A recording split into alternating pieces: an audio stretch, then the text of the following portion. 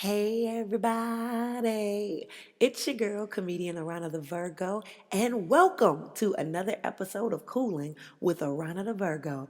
Cause we're cooling together. Wherever you are in the world, thank you for stopping by my world. This podcast is a very special podcast. First of all, we got a new slogan. This is Coolin With AaronaTheVirgo, the podcast show that's made for radio, okay? Podcast show that's made for radio. Why is that the show? Because I got a broadcast journalism degree and I started out in radio and I want to make content for radio again. I don't have to be back on radio per se, but I want to, in the same spirit of how radio shows are created and formed, create my podcast in that same vein. It gives me a chance to exercise the muscles of various skills and things that I have learned, and it gives me an opportunity to create something that's long lasting with a legacy. It's very important to me at this stage in the game. Also, I'm a stand-up comedian. So part of our background as stand-up comedians, our goals are to be headliners, where we headline shows and keeping audiences, captive audiences, entertained for a minimum of 45 minutes to an hour. So, with radio being something that consumes a block of time normally for 4 hours, as you know, when you turn onto the radio, regular terrestrial radio, as it's called, your radio dial that, you tune into depending on what city you are, whatever channels you listen to, 89.3, 107.5, 105.6, whatever you got going on. You got your morning shows, and your morning shows, you may have heard them say things like getting it in from 6 to 10 because they're from 6 a.m. to 10 a.m. And if they're the midday show, they're 10 a.m. to 2 a.m. 4 hour blocks of time where they have a structured program. And so, yeah, my podcast moving forward is about to have some structured programming. And so when I was rebuilding this, I told people that I was going to become more protective of my time and my energy and my boundaries. Why? Because overgiving and overproducing didn't do nothing but burn me out, and it wasn't very profitable. I am trying to get myself back into the position of generating monthly income that I'm actually comfortable with. Monthly income that is actually deserving of the skills that I have. I've done it before. I can absolutely do it again. But one of the ways I was never going to get there is by spending energy on everything else. So now, moving forward, and this is the perfect time to do it because it's Black History Month. And so, as we move forward, Black History Month, the week of Valentine's Day, All-Star Weekend, and all those things will mark the time period for years to come of when I revamp this entire podcast into something that can last for generations, if you will. As I stated in the past, I podcast in order to have a creative outlet. And as long as I'm podcasting, I want to have something original to contribute to the space. That is very important to me. So for the people who tune in and rock with me, I want to give them that every time I drop an episode. So for me to do that, I got to be myself, baby. And I got to do things that interest me that also interest others. Okay? Because we cooling with AaronaTheVirgo. And when you're cooling with AaronaTheVirgo, you're cooling with someone who's a stand-up comedian, someone who's been a bartender for 20 years, someone who has a background in broadcast journalism, somebody who loves Nintendo, and somebody who is fighting very hard to protect her identity and her voice in this creative space, being a woman and being from African American heritage. It sounds cliche and it sounds like, oh, she's being dramatic, but no, not really. Because I promise you, I have been fought so hard just to exist. Like, people have fought me just for my existence, and I just be wanting to chill. And it's very weird and very interesting the lengths that people have gone to take things from me and to try to disqualify me and to try to reroute my destiny and turn me into somebody I never was in the first place, all because they didn't understand me and because they didn't want me to exist. They saw who I was, but they didn't want to accept it. And I'm in this space now where I'm like, man, fuck that. Who cares who accepts it? This is what it is. And moving forward, this is what it's going to be. And whoever's down to ride with it, cool. Let's get on with it. So, we're going to have several segments in this podcast moving forward. We got segment one, which is the good, the bad, the what the fuck, bro. Segment two is going to be what it has been the previous couple months, where I highlight a creative that has been inspiring to me, and I outline and highlight things that can be inspiring to other creatives, other comedians. And then in segment three, we're going to have today's day in Black history. We're going to have Black facts. Moving forward, every episode, Black facts. Why are we doing that? Because Aarona is a direct descendant from slavery. That's right, you guys. My mother's grandmother, my grandfather's mama, she was in slavery. She was a recipient of freedom from the Emancipation Proclamation. Okay, that little legislation, that piece of legislation that happened in 1865 that Abraham Lincoln put together, and it took Galveston like a year and a half to get their shit together, the free black people, and that's why they celebrate Juneteenth in Texas and all over the world. Yeah, my grandmama, my great grandmama, she was in that generation. My great grandmother, my mother's grandmother, my grandfather's mama, she was in that generation. Yeah, my grandparents is old, fam. They're no longer with us. They died in the 80s, but they were my grandparents. Yeah, they were a part of that history. So me existing, doing my art, being who I am in my fullness, in all of my glory, I am my ancestors' wildest dreams. So it may not matter to you, and that's cool. I can respect that, but it matters to me. And since this is Black History Month and I had time to sit back and reflect on this, I was like, yeah, moving forward, this is the direction I'm going. This is what we doing. So every episode, Black facts. But also, every episode, I'm going to drop jingles. Jingles for businesses. These are going to be businesses that I like, products that I actually use and enjoy, companies that I'm affiliated with that I love, just having some fun, being a comedian, using music to bring some joy, some levity, and to promote things that I actually really do believe in, right? And this is something that if you used to listen to my YouTube channel around 2018, 2019, you may have heard old jingles and things that I've done. It's been a resurgence of that on TikTok, and I was like, bro, I've been doing that. And maybe this is time for me to get back into it. Not only that, the Super Bowl just happened, and I was so inspired by the commercials. I was like, yo, this will be fun. And Lay's potato chips actually like responded to something I said on Twitter, and I was like, yo, Lay's was actually a jingle I made back in like 2018, and it was actually fun to make. And me making that jingle had people all of a sudden start bringing up Lay's to me all the damn time. So I was like, yeah, I got to bring that. I got to pull that out the crates and recycle that and make a new one. And I told Lay's, I was like, I'm just finna make y'all a new jingle because I fuck with y'all and y'all just finna get one out of me. And they got one out of me, and you gonna hear it later on in this episode, so stay tuned to that. I didn't just make the Lay's jingle, I made another jingle too, so stay tuned for that. I'm gonna debut my two jingles that I made. And then lastly, okay, we got to go down musical lane. We got to do a musical time travel, okay? Because this is called Coolin with AaronaTheVirgo, okay? And when you're cooling with AaronaTheVirgo, you got to know who you're cooling with.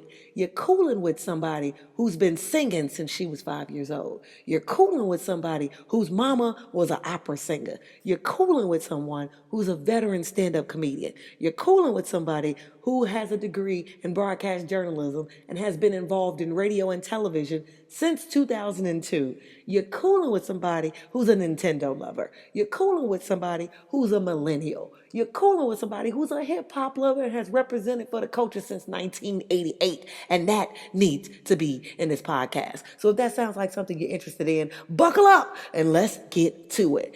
First segment, the good, the bad, the what the fuck, bro. Okay, this was a very eventful week. Super Bowl just happened, okay? This is the week of February 8th through February 14th. And the good was Bad Bunny's halftime performance. Listen, guys, I don't give a fuck. I don't give a fuck how you feel. I don't give a fuck what your views are about that. I believe it was wonderful and it was a win. And I'm going to tell you why. I'm not going to agree with people who've never been to Broadway or had an appreciation for theater. I'm not. I'm not going to agree with people who've never been to an opera, who've never went to a symphony or an orchestra, because we don't have the same perspective of what's entertaining. We don't have the same perspective on art. And so we're going to disagree. Now, you have every right to have looked at the same halftime show and decided, you know what, not feeling it. I thought it was boring. That's your right. You can totally feel that way. I'm not gonna be mad at you at all. You have a right to have an opinion. But so do I. And in my opinion, I felt like he killed that shit. I felt like the production value of what he put on that stage was outstanding. He did not spare any expense. It was well done from the setting, the fact that the Bushes were actual people. That instantly when I saw that, that reminded me of The Wiz. Okay, and you can't be black and not have an appreciation for The Wiz, the movie with Diana Ross and Michael Jackson and Richard Pryor and all of them. Your black card gets revoked. Okay, if you don't have an appreciation for The Wiz and Glinda the Good Witch, you know, with Lena Horne and all that. Y'all on some nonsense. And I don't want to hear your excuses. Oh, I was born in 2002. I don't give a fuck. Your mama should have educated you on The Wiz. Shame on you. It's Black History Month. Shame on you. Okay? But it reminded me of The Wiz. How all the, can't you see the brand new day? You know how the trees and everything came alive and they was dancing and stuff. All of the Bushes were people. And guys, the black people was involved. Not only did he have, okay, the dark skinned Puerto Ricans, okay, not only did he represent for the Afro Cubans, okay, and the Afro Latinos and Latinas, there was like real niggas in the crowd. People that like were in the industry and were extras and violinists and people who did the choreography, and they were happy to be a part of the project. Number one, I posted this on Instagram, and it's true. I posted this on Instagram. I said some people just mad that Bad Bunny employed more people in that one night for that one TV segment than the entire U.S. Department of Commerce and Labor has employed in two presidential terms. Two presidential terms. Because we ain't going to even get into the fact that we low-key coasting off of Barack Obama's economy. I ain't going to even get into that because people ain't ready for that conversation. That's a conversation for another time. But, Biden, he didn't really do all his presidential term went all that. Okay, gas was astronomical and ridiculous. I ain't never seen or heard of gas being $7 during nobody's term. Okay, and I came to find out that in Mississippi, gas is still like $1.97 in certain places. Okay, that happened because of Trump's economy. Okay, but like $7 in California, the hell. Biden and Kamala need their ass whooped for that. That was ridiculous. I ain't never heard of such things in all of my life, and I'm glad that that's over with. But like everything ain't all rosy currently now. Like people are having so many hiccups in this economy now because things are still overpriced, and it's like I saw a graphic that was stating the quality of life and what that was like in 1975. Guys, I wasn't around in 1975. That was a little bit before my time. I wasn't even here. I wasn't even a thought in either one of my parents' mind. But it was talking about how in 1975, you didn't need a side hustle and extra jobs to afford a two-bedroom apartment. One job, just one little job. It didn't have to be a glorious job. You could have worked at a damn grocery store. One job was enough to have you afford a two-bedroom apartment without struggling. And so it begs the question of what's really going on with the wages, and if the wages have changed and inflation has really made things more pricier, then why are we still being paid like it's 1975? What happened to that? Why isn't it not rising with the cost of living? Because it's like we're overworking for less, and that's not acceptable. That's not making America great. That's actually some trash. That's some bullshit. So, Just need to put that out there. That was a sidebar. Back to Bad Bunny. Now, his his halftime performance didn't have nothing to do with some of the shit I just said. I just put some food for thought out there. But his halftime performance was what it was supposed to be, entertaining. Because, oh my God, he's an entertainer. Wow. Wow. That just, I don't know why people are acting like, if you weren't entertained by it, okay, cool. All that does is tell me what type of person you are. And once again, you're a person that I could never go to the opera with you and have a good time. I could never, enjoy anything that has a little bit of culture to it and have a good time. And there were people who, were mature, who, got into the conversation. And it was like, yeah, Pavarotti never had to speak in English. Andrea Bocelli never had to speak in English, and people still appreciate what he does because it's art, and art is coming from the creator of the art, and part of the fun of art is to come into their world. Hello, hello. Like when you listen to some of the criticism that people was giving, it's like, okay, so you just ain't never been to an art gallery. You just ain't never did nothing fun except hang out on the block or something. Because what you're giving is basic. You're giving basic, and yeah, everybody doesn't aspire to be basic. Some people like to enjoy life for all of its possibilities. Some people are aware that it's 8 billion people in the world, it's a big world, and there's diversity and culture all over the place. And if you, just get out your little box and get out into the world, you can experience some of it, enjoy it, be blessed by it, even. But that's asking too much for people that like to be miserable. That's a shame. But yeah, the good Bad Bunny's performance, he did his thing. Shout out to Benito. That was fabulous. Everything about it, I enjoyed it. The camera angles. I love how Spike Lee got his flowers. The cinematography was so on point.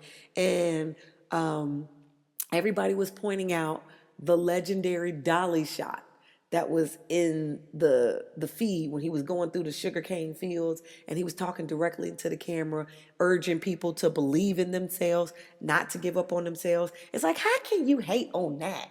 How can you hate on somebody taking the time out of their performance, and instead of standing on the stage and letting the spotlight be on them, they are intimately talking to you through the television screen, trying to communicate, bro, I wasn't even supposed to be here, but I'm here because I never gave up. And you're worth more than you think.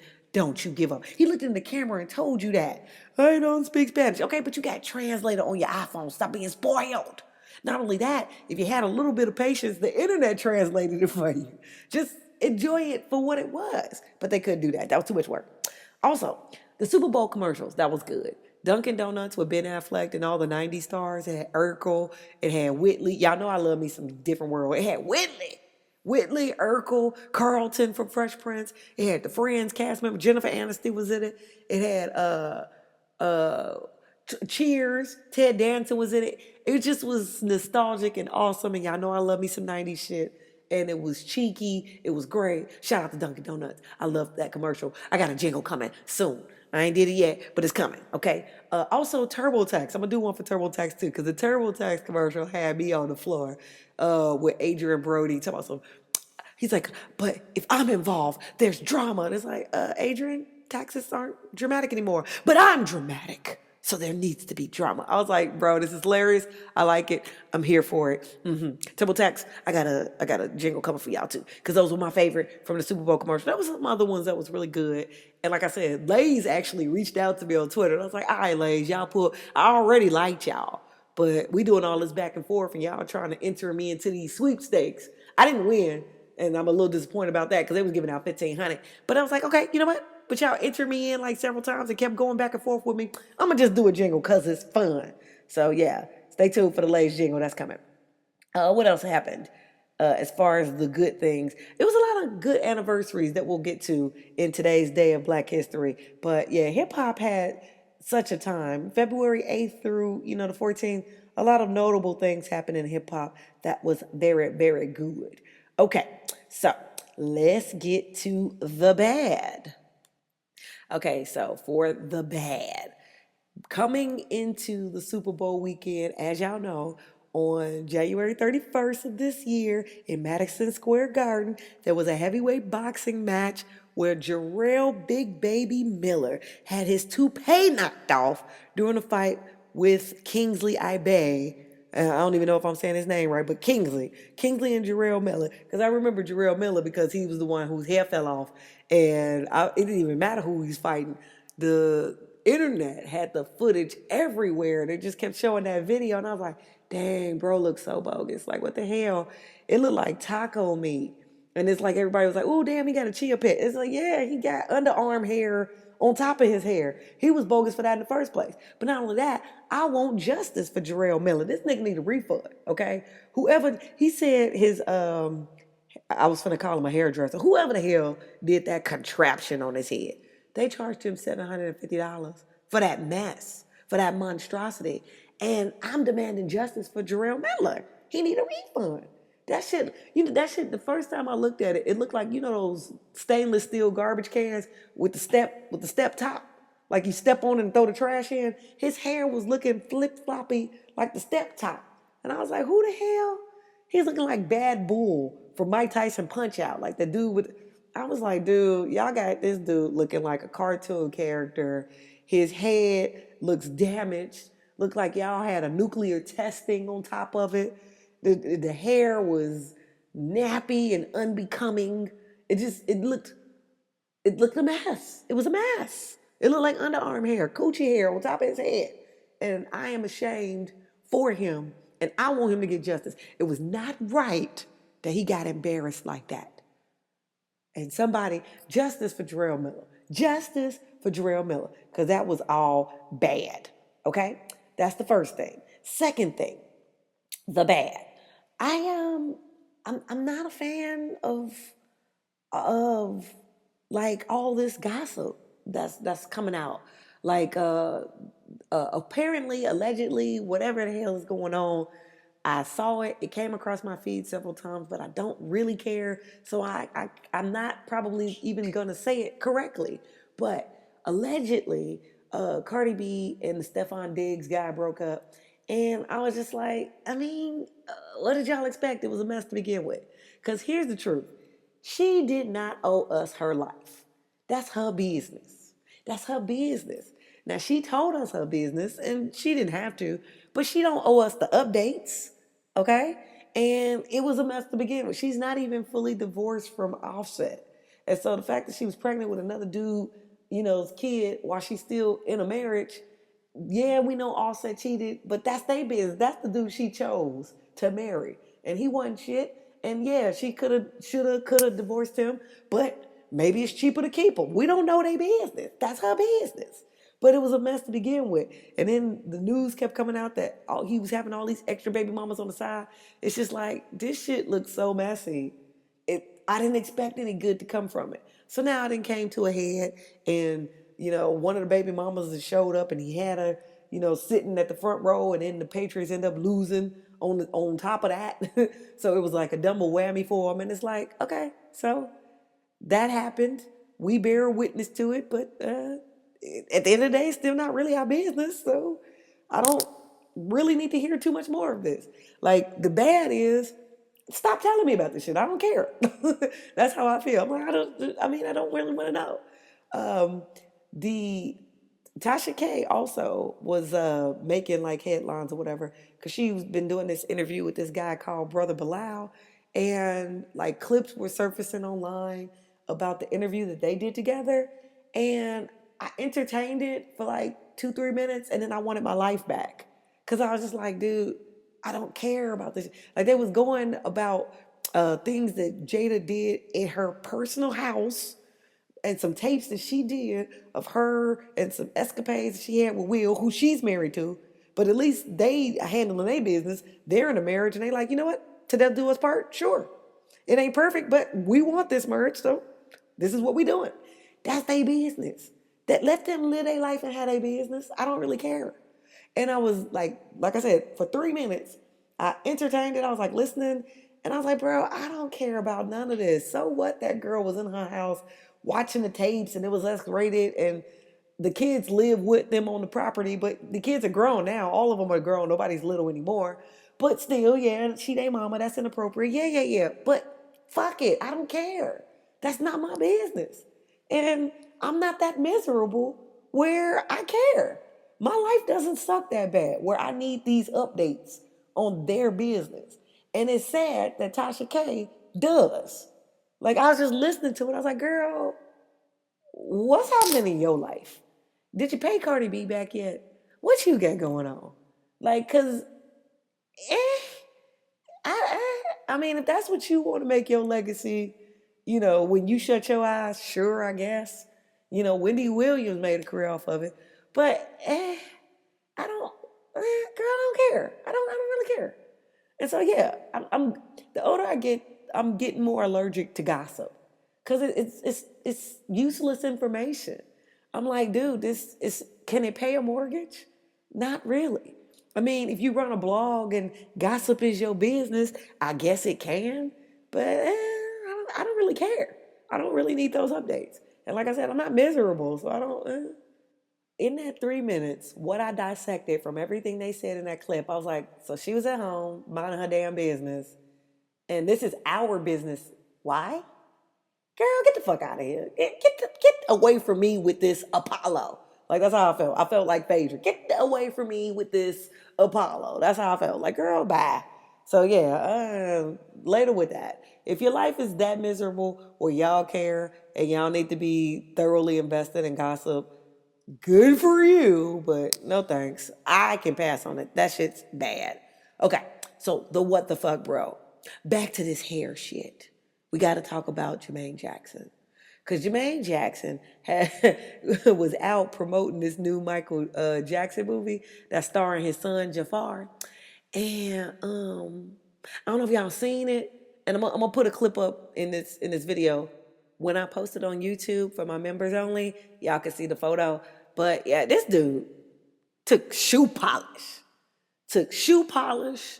and some bullshit and made him some edges. Okay. And then I don't know what these dudes are doing with underarm hair. Why they are so, obsessed with taking underarm hair and making that Mr. T Mohawk. But you guys, he looks insane.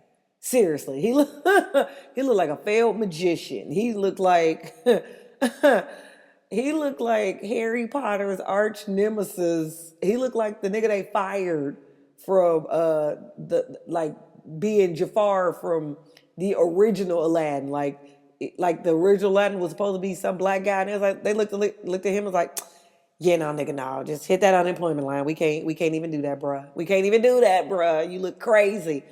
Dude, I just, first of all, Jermaine Jackson is older than my dad. He's older than my father. My father made 70 last year. Jermaine Jackson is older than my father. And he just refuses. He just refuses to just let the grades show. He just refuses this nigga looks like an optical illusion. He just looked like a lie. He looks like a full-on lie. Because his edges ain't even hair. It's like he wanted to go bald, but he just couldn't go all the way through with it. And if he would have just shaved all his head and rocked a bald head, he could be like Samuel Jackson. We could forgive him. We could let that ride. But he don't even want to do that. He want to just keep lying like he got some hair. And the hair that he got is so receding that it's sitting in the center of his head, looking a mess. Looking like an island. This nigga's got a peninsula of pubic hair sitting in the middle of his head. And it looks a mess. He looks like an eraser or something. I don't know why he did that to our eyeballs. It was very inconsiderate. And I just can't believe this guy. It's a what the fuck, bro. It's a what the fuck. I don't even know what. I'm ashamed. I'm ashamed. And, we need to trade him for somebody because black is beautiful. Black don't crack. But Jermaine Jackson acting like he don't crack. I don't know what that is. I don't know what provoked him to want to sport that monstrosity. I don't know why he out here lying. I don't know why he just can't look his age. I don't know what he's doing. Whatever it is, it's a mess. And I can't deal with it. I can't deal with it. It's a what the fuck, bro. Another what the fuck, bro. This Glorilla Brorilla bullshit. It's a what the I can't even entertain that shit. I'm I the first time I heard of it, I was like, okay, embarrassing that hers, I don't know if that's her older sister or younger sister. I don't know what it is. But you know, Glorilla has famously said she got like 10 sisters and brothers or whatever. 9 sisters and brothers or whatever. And I just felt like it was real ignorant for the Brorilla sister to, you know, come out like that and act like she owes her. I myself have been in a situation with my own family where it's that whole, bro, you weren't with me shooting in the gym. You didn't even help me build this. You should not and cannot feel so entitled to the work I put in. And you didn't want to put in no work. That's whack. I would never do that to you. So from that perspective, I just saw it and I felt, I just was like, that's unfortunate. Because Glorilla ain't the first person that had a family member that had that happen to her. But it's just like, it's Black History Month and they had to come out here like that. And I was just like, oh, that's so ignorant. I just ill. And now her sister's like, yo, I done made 200,000 and I could probably run it up to 1 million. You gonna try to run it up to 1 million off your sister's back? Why don't you just be yourself? Why don't you just have some personality and you could make this work? Ray Daniels has a podcast, radio show podcast, whatever he got going on, that has been making clips. Clips have been surfacing about online, and he said something, and I'm gonna play the clip right here. I 100% agree with him. I agree with 100%, and I'm gonna share a personal story. But yeah, this was all bad and a total what the fuck, bro. Last week she was Glorilla's sister, right, guys? Didn't I say Stanley? She gonna be famous? I said that. Now her new name is Brorilla. She's funny. It's fun. Something that we do in our community that I want to change, y'all, and I just want to give y'all this thought. This is really important. We have this thing when we say, why didn't Glorilla help her brothers and sisters, right? Anytime a sibling comes up, we always say, why didn't that person help their brothers and sisters? And I believe that that is why our culture is being held back. You know what we should be really saying? Why aren't the brother and sister helping him? Think about that. Glorilla's the one. God appointed her the first one, if you will. I think her sister is a fucking star. That little girl is funny. She a lesbian. She got that short haircut. She ain't got no shame. She gonna be big. Imagine how the family would look if they were together. Glorilla can literally be worth $1 billion. I know that feels crazy right now, but this girl is a star. She's young. She can get into movies. She can get into selling products. Glorilla, the fucking world is in front of her. Why wouldn't her sister and her siblings, you got 10 siblings be around you helping you get that shit going? You know why? Because they competing with you. Think about that. It's always the siblings got to show, I can go be my own. Bro, I wish I had a big brother who was doing it. I wish Nas was my big brother. You think I'd be doing a radar report right now? I'd be running with my motherfucking big brother trying to help him take over the world. We never blame the lazy people. We always give the weak the fucking excuse, but when it's someone that doesn't, why you ain't help them? Why the fuck didn't they help me? Period. Point blank. Why the fuck didn't they help me? And it's real. It's true. The thing is, and you can always equate stuff like this when it goes to siblings. You can always equate it back to the Bible. It's one of the oldest stories of all time. The story of Joseph. In the very first book of the Bible, in Genesis, okay? Joseph had visions that was given to him by God. He was excited about his visions, and when he tried to share his visions with his brothers wanted to kill him because they didn't have a vision. And who the fuck you think you are? And why it's the oldest story of time. But the thing is, if you could be happy for me and the visions that I have, then we can eat and get this bread together. Because if we started as a family, we can eat as a family. But if y'all don't want to do that, then you can't be mad at me for looking out for number one, because me looking out for number one and protecting the vision is how I got here in the first place. Me taking the time to sharpen my saw and sharpen my skills is how I got here. And like, people don't want to acknowledge the work that goes in. My personal experience of dealing with something similar to that, I had this show that I used to run out the Hollywood Improv for about 2 years called The Velvet Circus. I started it at the Hollywood Improv because I was in LA, living in LA at the time. But as it grew, me trying to expand it and be enterprising, I was like, I should tour this. I should take this show concept and tour it. Well, the first place I was trying to test it out was my hometown. I took it back to Chicago and did a Chicago version of it. And the very first one I did, it was successful, but it was laborious. It was very, very, very, very overextending. Why?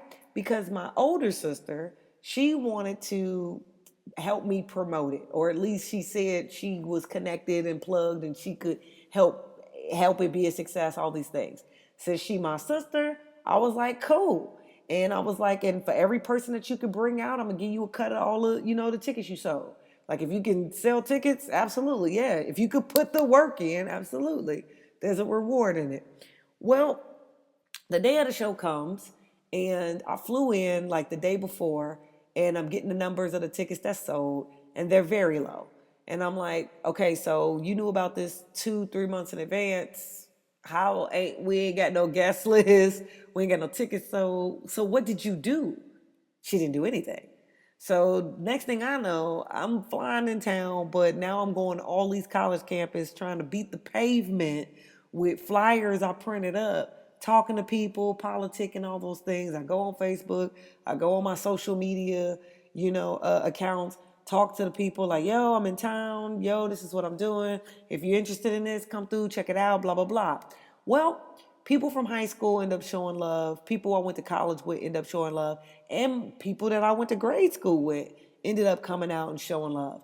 And that was all based off the strength of what I did in the 24 hours before the show, right? But I still was open to find out, well, who did you talk to? How many tickets did you sell? The answer was still 0. And not only that, I couldn't even ride with them to the show. I had to get there. I had to call like the comedians from Chicago to get me to the show, because everybody wanted to go to my show, but nobody wanted me to ride with them. It was like comical even. It felt like a movie. It was like it was my show. Everybody was trying to go to my show to quote unquote support me. But then I'm at the house trying to get to the show because everybody made all these plans, but nobody was trying to take me with them to the show. So then I had to call the comedians like, yo, like, just come scoop me. I don't know what my family on, but I didn't rent a car, so, just come scoop me. I get to the show with the comics. We figure everything out. Next thing I know, before the show ends, both of my sisters got alcohol poisoning. They don't even drink like that, but they wanted to drink at the show. Why they choose that day to suddenly want to experiment with liquor is beyond me. But also, I'm a bartender. You know what I mean? That's one of the ways I was paying my bills. It's like, how you hoes got alcohol poisoning? Like, what the hell was y'all doing? What did you drink? What was you doing? I could have got y'all drinks for free. I could have, like, what are y'all doing? It was just, they were doing anything they could to take the spotlight off of me. And it was just like, damn, like, y'all don't, it bothers you that much to see me have a win, to see me happy. But not only that, you want to take credit for the win?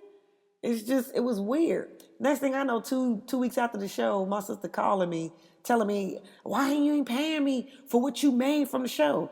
Girl, I'm in the hole from the show. Like, we broke even, but I still have to make sure the comics got some money because, bro, you ain't sell no tickets. I had to comp tickets. People bought tickets, but the way that they do their payroll at that particular comedy club is a little different. They give the comedians checks like a week after or whatever the hell. And it's like, I had to hit people up with gas money and stuff like that to give them a little thank you for coming. It's like, bro, I flew into the city to do this. That plane ticket costs money. And to see that it wasn't like a sold out event, girl, what are you talking about? Then you hired a DJ. I don't use DJs in these shows. We don't need them. The comedy clubs have their own sound systems. And I provide my music because that's the point of the show. I create silly comedy songs that we made music videos for, and it's a part of the show. That's what's gonna be playing in the background. So I don't need all that extra stuff. You adding expenses to the show, but you expecting a payment. That's not how business works. You gotta have a profit. That's how businesses work. We gotta operate in the black. We can't operate in the red and you looking for something. Then she didn't like that. She felt like I was talking nonsense. She got my father involved. Now my father calling me, trying to admonish me. I'm like, bro, what are y'all talking about? Dad, you're a school teacher. Ain't no way you that bad at math. I need y'all to add up some stuff and then come at me correct. Cause y'all not making no sense. This is mathematics. This ain't even me being in my feelings. This ain't even me like trying to be stingy and not trying to share. You want something that doesn't exist because you didn't do the work. She didn't want to hear that. And people that don't want to do the work, they don't want to hear that. And that's exactly what Brorilla was doing to Glorilla. And I think it's a mess. I think it's a what the fuck, bro. And it's a shame because Glorilla been hot for like what? Like 2, 3 years, 4 years. She's just getting started. She can't even enjoy her success without this nonsense. It's a shame. It's a shame, and I don't like it. And bringing it back to the Jackson 5, this is what we need to appreciate about Joe Jackson, okay? Because Joe Jackson wasn't taking that shit with his family. One of the things we got to give Joe his credit, okay? Michael was a star, and nobody can admit or dismiss the fact that Michael was a star, but he put all his kids on. He gave all his kids an opportunity. Everybody, and everybody who took it seriously and wanted to eat was able to do so. Everybody put solo albums, Jermaine included. Jermaine not only put out a solo album, he got with Barry Gordy's daughter. He had a whole come up. He was able to, do his. He was even in a dancing movie with not Patrick Swayze, somebody. I think John Travolta. They had some movie where they was dancing and stuff like it was him, Jeremy Lee Curtis. Like he had a whole little movie cameos and stuff like that. He had a little career. He went solo. He had the don't take it personal. Easy come, easy go. That was him. Don't take it personal. He had his little moment, his little time in the sun. Everybody had a time to go solo. LaToya had a little time in the sun, and then she got married, and she got married to a man of means. So she decided to step away from the entertainment life a little bit, but she ended up in Playboy. She had a little moment too. Rebe had Centipede. She had a moment, and Michael produced the song. She had a moment in the sun. Everybody who wanted to shine had a moment to eat. But it was them goddamn earth signs, Michael and Janet, that Virgo and that Taurus, that got out there and said, yo, I want this and I'm willing to work for it. And yeah, I want my artistry to, make some moves and leave a legacy. And they did. And because of Joe's discipline, regardless of how y'all felt about it, this nigga made his kids some stars. And they had unity. They protected the family. Nobody, even though, it was obvious that, people was kind of leaning on Mike and he had to carry them all. Janet held her own damn weight, okay? And Jermaine, whatever the hell he was doing, he had the opportunity to get out there. Tito even carried his own weight. He was making his own music, but he had some sons, and he made them into a group and made them profitable. And 3T had their little moment in the sun. And for millennials like me, his sons was fine, and so we bought the album. Because me and my older sister, we show about the album. We was like, ooh, Tito's sons is cute. TJ and them, they cute. Yeah, we did. So, if they had like a Joe Jackson in Glorilla's family, it would be a different story. Somebody need to be Joe. One of them need to be Joe, but she ain't got a Joe, and that's why there's chaos. In conclusion, without a Joe Jackson, there is chaos. I'm seeing all kind of videos on Instagram where they got like a series that it's a series of videos that are like, if Joe don't have his energy, I'm walking out the movie theater. I don't want to see that movie if Joe ain't acting like this. And they bringing up the movie that came out in the 90s, The Jacksons' American Dream. It was on ABC. It was very good, very well acted. Angela Bassett, as usual, did her thing. But they had Cochise from Coolin High, and he played Joe Jackson. And let me tell you something, Cochise killed that shit, okay? Cochise threw his foot in that movie. He was an incredible, impeccable Joe Jackson. And if they can't bring the energy Cochise brought, the movie's a fail. I ain't gonna watch it. It's a fail. They need to bring that movie. They need to bring that movie Cochise brought to the movie, and then it'll be Oscar worthy. Um, because it's Jermaine Jackson's son, and all of them could sing. We never had a doubt that any of the Jacksons could not sing. They started out singing, so I think he's probably blessed in that area. We probably don't have nothing to worry about as far as the acting and singing go. But if that Joe Jackson role ain't right, that's gonna be a shame. I think those are all my topics for the good, the bad, the what the fuck, bro. Yep, that's all. So let's get to the next segment. Inspiration for creatives. Like I said, I want to focus on Monique and her journey and what we can take from her journey as comedians and as creatives. All right, so in segment 2 for the creatives, we are going to talk about Monique, the one, the only Monique. First of all, one of the reasons why it's appropriate to cover Monique right about now is because Monique was a part of the early club of Black Oscar winners. Around the time Monique won her Oscar in 2010, Halle Berry had just become the first Black woman to win Best Actress at the Oscars. And then Monique got her win for Supporting Actress a few years later. And at the time, it was still a very small club of women who got the honor of being awarded an Oscar. There was Hattie McDaniel, there was Whoopi Goldberg, and that was it. That was the club.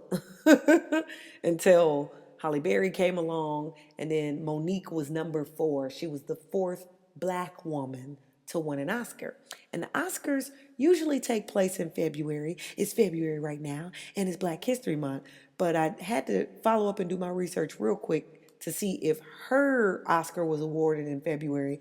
And she actually received her Oscar for her role in Precious as Mary Lee Johnston, Precious Mama. She received that on March 7th, 2010. So that was one of the years that the Oscars wasn't in February. It's actually in March. But it still count. It still count. Now, why is this important or influential to you? Well, Monique's life is an example of how you can start off, being Joe Everybody, Joe Schmo Everybody. She was a phone operator for MCI, a phone company that don't even exist anymore. But back in the day, MCI, that was large back in the day. And the ironic thing about that, she stayed with if she would have stayed with the company, she would have had to transition jobs anyway, because like I said, that company don't even exist anymore. But she was working for NCI, and one of her brothers dared her to get on stage at open mic. She did it, and the rest is history. Now, the thing about Monique, she comes from like the Baltimore area, Baltimore, Maryland, attended school in Baltimore, everything. And she actually was a graduate of the Broadcasting Institute, which is interesting as well. And ended up working for a phone company, but she wasn't in television, radio. But comedy opened up that door for her to be on television and in radio. And just that instance of her actual history, her actual experience, that's a motivation to myself, because I just explained to y'all what my background was about, right? Um, I did have some run-in with television before comedy came along, but it was only academic stuff. Like I was on a TV show, back in the day for Black History Month. I was on Know Your Heritage, the television show on ABC. And that was just scholastic stuff, but that wasn't showcasing no talent. So just like Monique is a ball of personality. That's one of the things where her comedy really shines and has always shined. That has been like the key point of her stand-up comedy, the characters that she plays. The world may have gotten introduced to her as Nikki Parker on the Parkers, but it was the personality that she brought and the energy she brought every time she hosted a show. Still to this day, and this is just my personal opinion, Monique is one of the best hosts for the BET Awards. Everybody that hosted the BET Awards had a chance. They had a shine. Steve Harvey and Sid set it off, and they set the precedent. They set the bar high. They did their damn thing. They were good hosts. Monique is in that dynamic as well. Monique did a great job. Jamie Foxx did a great job. And then them 2 years where they had Tracy Ellis Ross and Anthony Anderson, they slayed. They did a good job. That 1 year they had Will and Jada do it, they did a good job too. They slayed. That was the year of Hurricane Katrina. They did a good damn job. But Monique was out there by herself and slayed by herself. No co-host, no nothing, held it down. And that was the year that Rick James said what he said. He Rick James, bitch. Everything she did from her roasting the yin yang twins and talking about how it's important to have protection and safe sex practices. Monique held it down. She did her damn thing. And she also did her damn thing hosting Showtime at the Apollo. I don't know if y'all remember those episodes, but I'm sure you can find them on Tubi or YouTube somewhere. She held her ground as, no pun intended, a heavyweight in comedy just by showing up being herself and her big personality. And it has carried her for 20 to 40 years in the game because she started out in the 90s. She started out, roughly in the 90s. And that was about 30 years ago.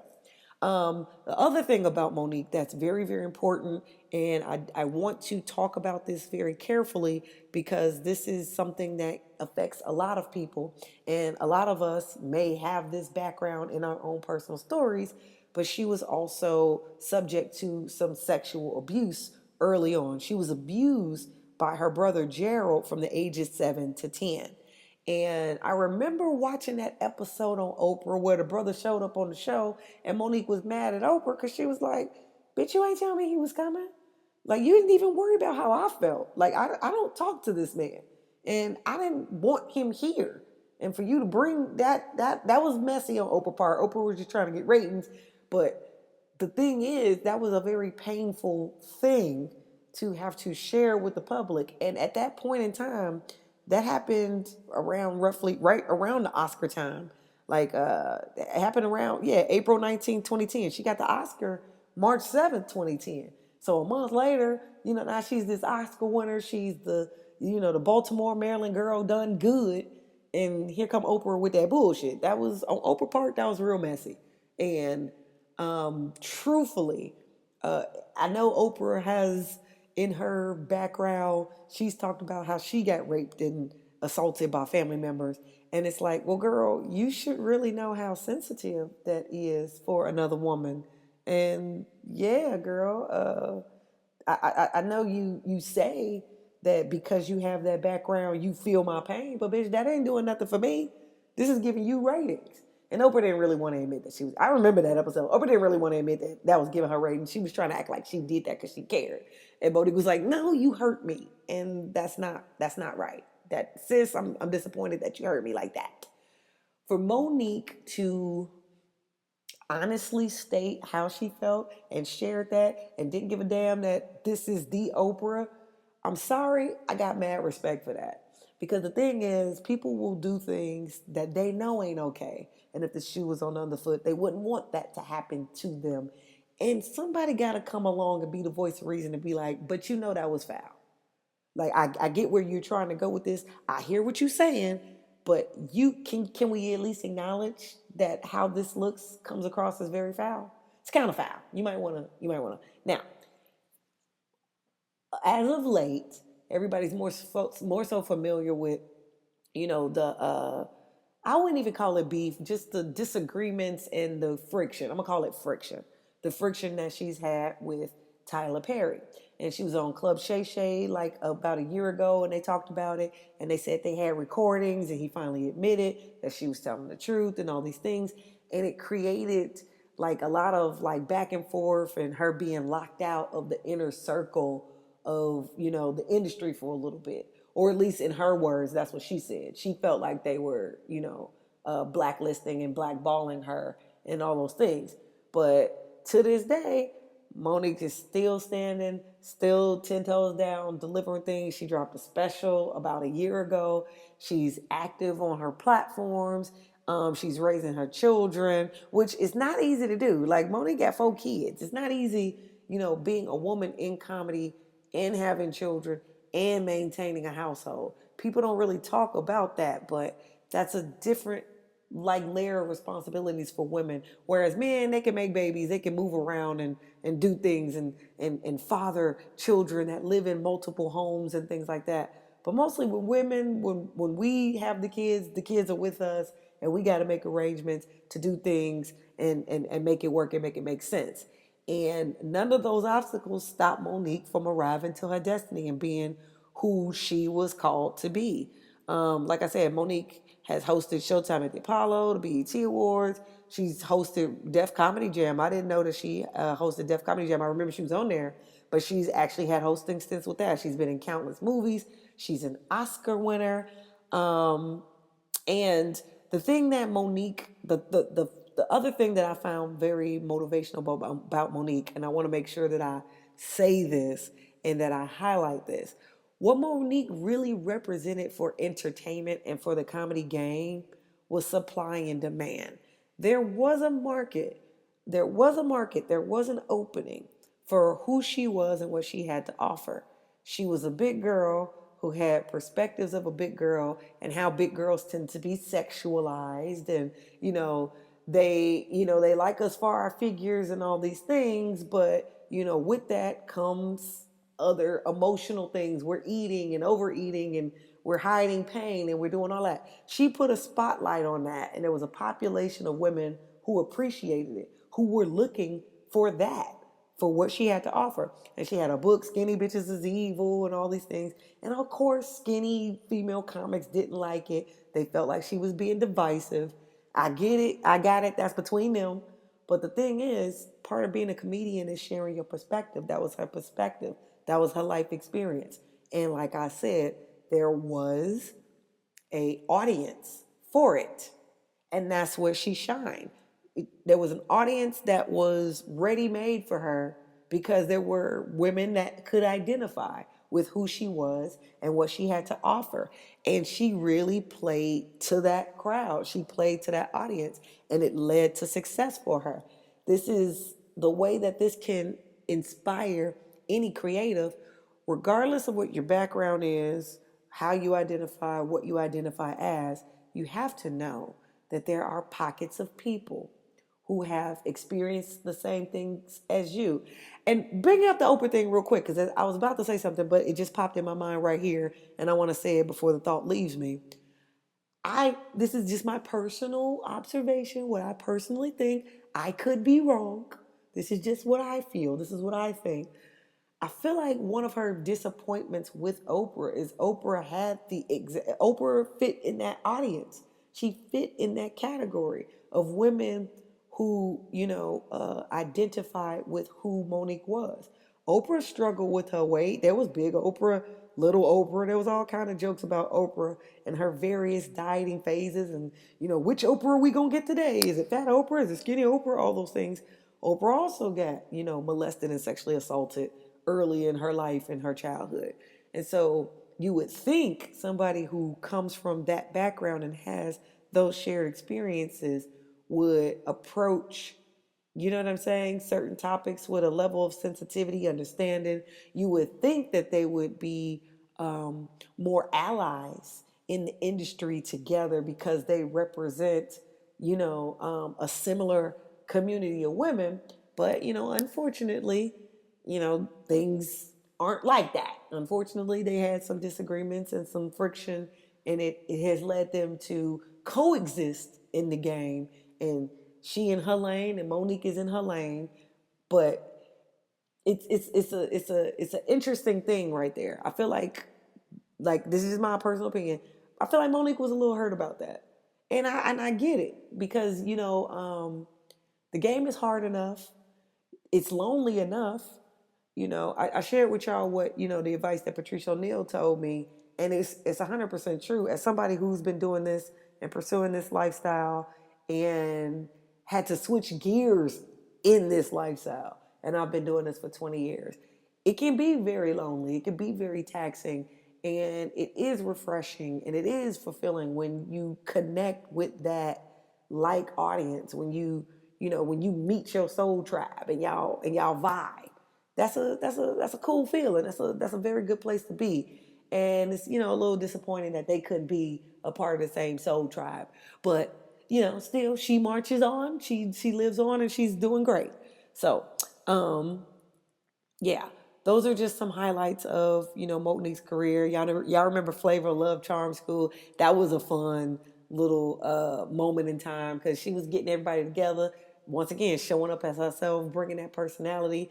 The cameos on Girlfriends and all the things where she's showing up as herself and doing what she got to do. Pastor Cavassier, that music video, Monique was in that.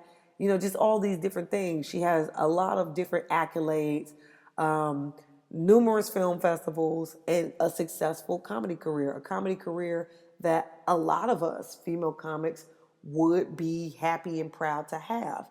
And that career came with some struggle. It came with some setbacks. And here she is, almost knocking on 60, still going, still slaying, still slinging jokes. And it could be commendable. It speaks to the fact that everybody's timeline is different.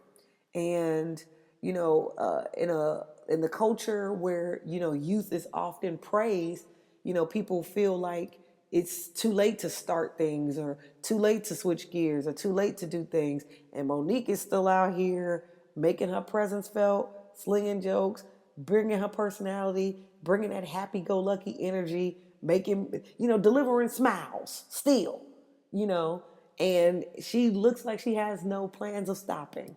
And I think that is very wonderful, very commendable, and something that all creatives can learn something from, especially if they are comedians. Wow. Okay, so I knew about the abuse, but I'm reading a little blurb where she was describing her marriage as abusive. So, that's unfortunate that she had an abusive marriage. Her first husband, Calvin Watkins, who was a sports writer that she met in broadcasting school, and, he's the father of her oldest son. She said the marriage was very abusive. And, that's unfortunate. I can relate to that. Fortunately, that wasn't my husband, but that was one of my former lovers. And yeah, we women overcome a whole lot to, look this cute. We overcome a whole lot to be this put together, to be this at peace, to be this happy.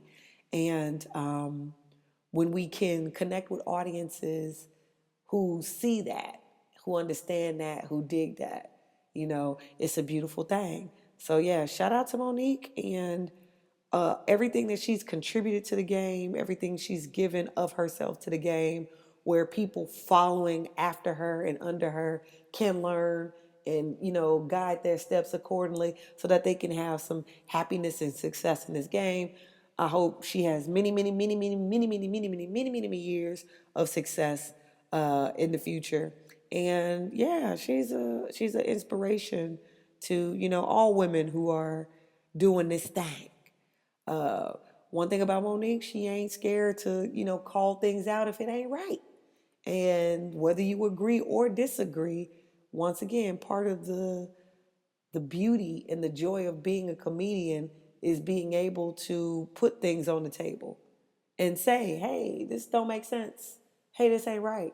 Hey, let's talk about this. And present it in, a different perspective, and a perspective that, sheds light and gets people who may be from different backgrounds to see it the same way. So shout out to Monique for that. That is fabulous, and that is what creatives and aspiring comedians and working comedians can keep in mind. Let's transition into segment 4 because I got a few things that I want to share with y'all.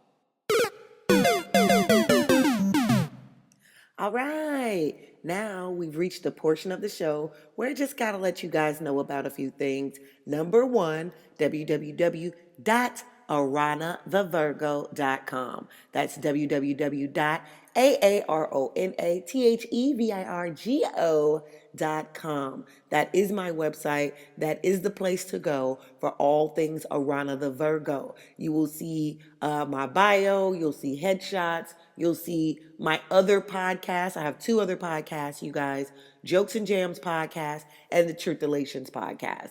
Both of those podcasts have been, I've been doing those longer than I've been doing this podcast, Coolin With AaronaTheVirgo. So you could check those out on my website. Check out all the archive episodes. Truth Relations Podcast is a spiritual podcast about the truth, about the gospel of Jesus Christ. If that is something that interests you, make sure you check it out. Because I keep it real on there, okay? There are no strings, I pull no punches on that podcast. I talk about the things and expose the things that were historically proven about the Bible, and how a lot of things that are happening in the Bible is going on today. And it's a lot of real talk, and it's not for everybody. Only if you can handle it. It's because I've been a follower of Christianity since I was 5 years old. So I've been living this life, okay, for 35 plus years, okay? And yes, without my faith, I would not be alive here today. Without my faith, I would not have been able to transform my life in such a wonderful, wonderful way, because, child, the weapons were formed. And there were many people that hope they prosper, but surprise, bitch, I'm here. Nah. So yeah, that podcast, if that is something that you resonate with, you might want to check that out. I was doing that podcast in 2023, the entire year. Now somebody want to call me, because the devil be busy. Niggas be full of shit. Anyway, that entire year I produced that podcast. And so season 2 is coming soon, but y'all can check out all the archive episodes on my website. Also, my other podcast, Jokes and Jams, that was a podcast I started during the pandemic. And season 1 and season 2 were the previous seasons, where the archive episodes are also available on my website as well. Both podcasts, in addition to this podcast you're listening to right now, Coolin With AaronaTheVirgo, both podcasts are available on Apple Music, Spotify, iHeartRadio, Spreaker, and my website, okay? So y'all can check those out. Also, my members only, my YouTube members only, these podcasts moving forward will be featured on my YouTube members only first. Every episode that I release of this podcast will be released to my members only community first. It will be released to them. They get first dibs. They get the first access to all of my newest YouTube videos. Everything I do that I produce on YouTube, they get first dibs, first access to all of it, but including this podcast. So this will be released there first, and then after it sits there for a little second, then I release it to the public on all the podcast streams. So if you want early access to what I'm doing on this podcast, subscribe to my members only. And the way you can do that, you can go to www.AaronaTheVirgo.com. AaronaTheVirgo. Now, I had an Etsy store since 2020, but I decided to do away with Etsy because in the early days, I was making way more sales than what I was making within the last 2 years. And for whatever reason, I attracted a lot of weirdos from my past and family and just goofy people, okay, that just felt the need to come on my store and litter and, promote trash and do dumb shit. And Etsy wasn't really moving, the algorithm wasn't really pushing my products. So I didn't really see the point of continuing to have it. So I am in the process of finding an e-commerce platform that I will have forever, because, I don't want to have to keep rebuilding platforms, because it makes it harder to promote when you don't stay consistent. So that's it. That's all for this segment. My next segment is the business jingles that I created. They were fun, and silly, and I will start including that in every episode of this podcast. I made 2 jingles for this episode, and check them out.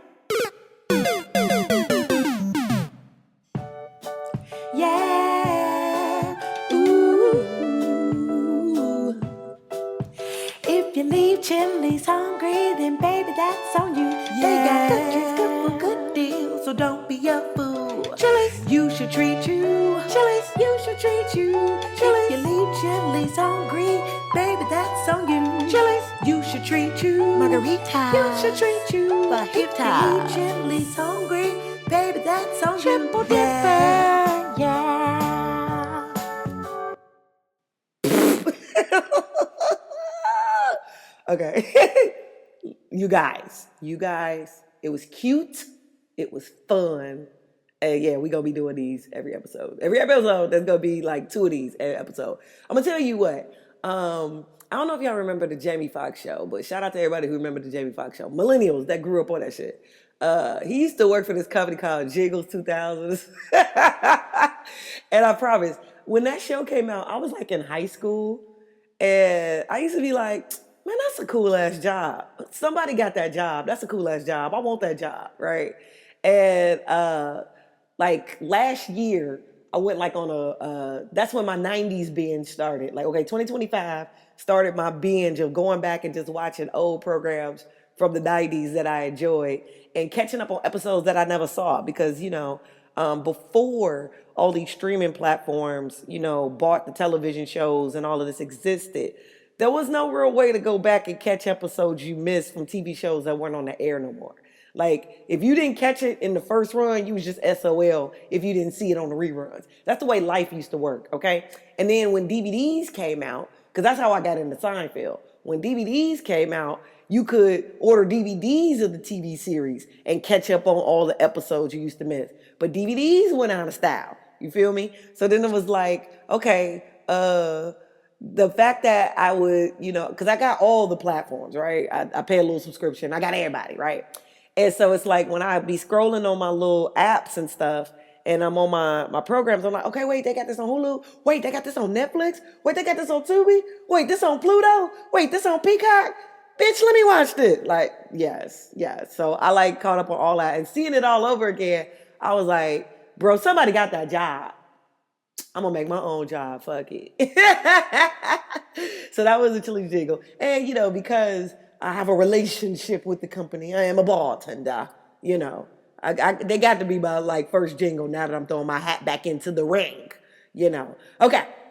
But here's my next jingle, and this is totally because they kicked it off by being back and forth with me on Twitter all during the Super Bowl. It brought up memories because I made them a jingle back in 2018, and I was like, I'm gonna make y'all another jingle. So here it goes.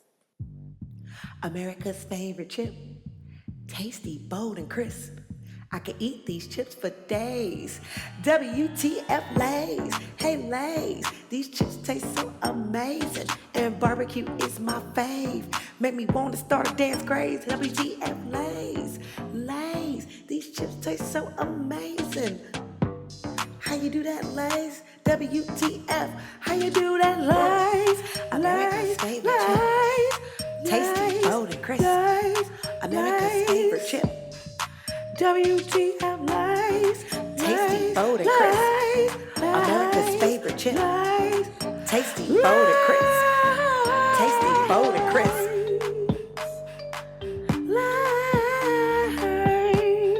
America's favorite chip. Tasty, bold, and crisp. Yes, I like that one. I couldn't decide if I wanted to be Martha Wash on this song. I just thought it would be funny as hell to be singing my ass off over some chips. Like, because that everybody dance now. Like, that is such an epic intro. And that song, like, encapsulated the 90s. And it was such a catchy little hook for everything, and it was powerful. And it was like, what if I sang my ass off, but it's just, over some potato chips. And that's what created the concept of this jingle. Yes. And there are many more to come. So hope y'all enjoyed that. Now, there's 2 more segments left in the podcast. Thank you for sticking around up to this point. Thank you for rocking with me and Coolin With AaronaTheVirgo. Appreciate y'all. This next segment is Black History Facts. Black History Facts. We will have Black History Facts every episode moving forward. And I already told you why. Because I am my ancestors' wildest dreams. So let's go. All right, everyone, gather round. We're going to act like we at a campfire or we at a gathering amongst family. Gather round, let's talk about this. Like I said, I'm my ancestors' wildest dreams. And even as I look over some of these historical facts, I am amazed, proud, and just overall, I feel a lot of feelings about how far we've come because it is ridiculous that the world used to be this way. But we can't forget that the world really used to be this way. Not to be, see, the thing is, we can't remember these facts to be like people who are a bunch of race hustlers, like people that like to, point at racism as a way that they could fatten their own pockets, but they not doing nothing for the community because there's a lot of those. We ain't got time to point names and fingers and stuff like that. Y'all watch the news, y'all know who they are, and they annoying. But you know who they are. Just keep an eye out for them. But it's not to remember this history in order to be like them or to be bitter. It's not even to be bitter. It's to be, number one, grateful that somewhere, somehow, once upon a time, people cared enough about us to try to advance our narrative forward. That's first and foremost. Once upon a time, somebody existed before you got here who knew you was coming and wanted to make a world a better place because they knew you was coming. You feel me? And to really just revel in that and remember who this country was and what this country was like before people had a little bit more empathy, before people sat back in, and everybody's still not in this boat. We still got a ways to go. Everybody's not in this boat. But more and more, by and large, it's so hard to be a damn human being, you know, that more and more people are stepping outside of themselves and considering that, shoot, if I'm dealing with X, Y, and Z and I'm struggling, I really ain't trying to put nobody else in the boat and have them struggle just because of their skin color or their nationality. And that's good. That's good progress. Everybody ain't there, but once upon a time, people cared about us so that we could be here. All right? And without further ado, we're going to start with February 8th because today's date, this recording is happening on February 11th, and a whole lot of history has happened during this time period within the last few days. Check it out. February 8th has a bunch of notable, I swear I could talk, I swear I went to college, notable Black history events. First and foremost, did you know in 1968, something called the Orangeburg Massacre took place? I am today years old. I've never heard of this. But in 1968, on February 8th, see, 1968 is the year King died. I know that. But on February 8th, in South Carolina, state police opened fire on unarmed Black student protesters at South Carolina State University in Orangeburg. The students were demonstrating against racial segregation at a local bowling alley. 3 young Black men were killed: Samuel Hammond Jr., Delano Middleton, and Henry Smith, and around 27 others were injured. This tragic event, often called one of the least recognized acts of violence during the civil rights era, and it is because it's 2026 and I ain't never heard of it, it remains a somber reminder of state violence against peaceful protests. This is why that ICE stuff is bullshit. Do you understand me? State police opened fire on some students. Students. Okay? 27 people were injured and 3 people died. That's 30 people.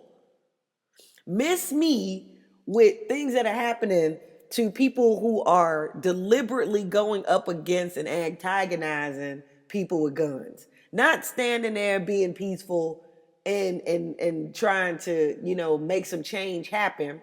But this is also a very interesting conversation too, because if stuff like this was happening, just really how successful were those protests? I said it a couple podcasts ago. Today's protests really don't inspire change the way protests were, at least the way protests were explained to us when I was little. When people, were telling me about the protests, the sit-ins and things like that was happening back in the day, those protests, led to progress. It led to the Civil Rights Act of the Voters Act of 1965, which we're going to talk about in a few moments because that happened around this time. Those things, change took place. Today, protests aren't creating change. They're creating chaos and anarchy and vandalism and, no real progress of humanity forward. And that's a shame. I feel like now protests have just become a hustle. And that sucks. That sucks. That's just my personal opinion. You ain't got to agree, but that's how the fuck I feel about it. Okay. That is February 8th. Also, on February 8th, Oprah Winfrey Show went national in 1986. On February 8, 1986, the Oprah Winfrey Show premiered in national syndication, and it made Oprah the first African-American woman to host a nationally syndicated daytime talk show. It became a cultural phenomenon, and it ran for 25 years, influencing media, philanthropy, and discussions on race, empowerment, and social issues. And that is already 40 years ago, because we in 2026, and February 8th, 1986 was 40 years ago. Isn't it interesting and isn't it awesome that a black woman hosting a nationally syndicated show is commonplace now? It was unheard of 40 years ago. Oprah was the first. That's what made her so damn important. Some of y'all are wondering, how did Oprah become so damn important? That's what made Oprah so damn important. Now that we know stuff about the Epstein list, it makes accomplishments like that, kind of weird, because it's like, well, damn, why was she first? However, what we do have to recognize, give Oprah flowers for, was she was the first and pushed through and made that happen to make us all more visible. She gets credit for that. She gets flowers for that. Give it up for Oprah for that. Now, also in 1986, it was a black girl named Debbie Thomas, who was a figure skater, and she was the first African-American woman to win a women's singles title at the U.S. National Figure Skating Championship. She was the first black woman to get any kind of accolades in ice skating. And she was a pre-med student at Stanford University at the time, and she made history again, becoming the first black athlete to get a medal at the Winter Olympics. She got bronze in 1988. That's Miss Debbie Thomas. And then Chris Rock went on to make a joke about her, fuck around with them white boys, in his special, Big Black Jokes. It was an HBO special. I wonder what year that came out in. Chris Rock is an Aquarius. He was born in February, so go on, throw him in this list. That's Black history. Also, Gary Coleman, the young boy, short boy from Different Strokes, he was born on February 8th in 1968. February also was the Great Migration was one of the dates that made February 8th famous. For those that didn't know, I didn't know this either. I'm today years old learning this with y'all. February 8th, the Great Migration sparked, and that went on from 1916 to 1945. My ancestors were involved in the Great Migration. They came to Chicago during this time period of 1916 to 1945. February 8th, the Great Migration. That date is included in that. Okay, so February 9th, there was a man named Bernard Harris who became the first African American to perform a spacewalk in 1995. Not to be confused with Michael Jackson's moonwalk. He did a spacewalk with NASA, and he was the first black boy to do so in 1995 on February 9th. Dr. Bernard Anthony Harris is his full title. He was an astronaut who made history during the STS-63 mission above the Space Shuttle Discovery. And as a mission specialist, he completed an extravehicular activity. I got to use all my vowels. Extravehicular activity, also known as an EVA, also known as a spacewalk. And he was the first black man to do so. First black person, period, because women didn't do it neither. Give it up for Bernard Harris. I'm today years old finding that out. Also in 1944, on February 9th, Alice Walker, the poet, novelist, and the author of The Color Purple. That's what she famous for. She wrote The Color Purple. That's her. That was her piece of art. She was born on February 9th, 1944. And it became a movie in 1983. She was the first black woman to win the Pulitzer Prize of Fiction. Go on, girl. Alice Walker. Also, February 9th, in 1906, Paul Laurence Dunbar dies. You may know that name because there's a lot of black high schools in major cities named after Dunbar. Dunbar High School. We got a Dunbar High School in Chicago. I'm sure it's all over the place.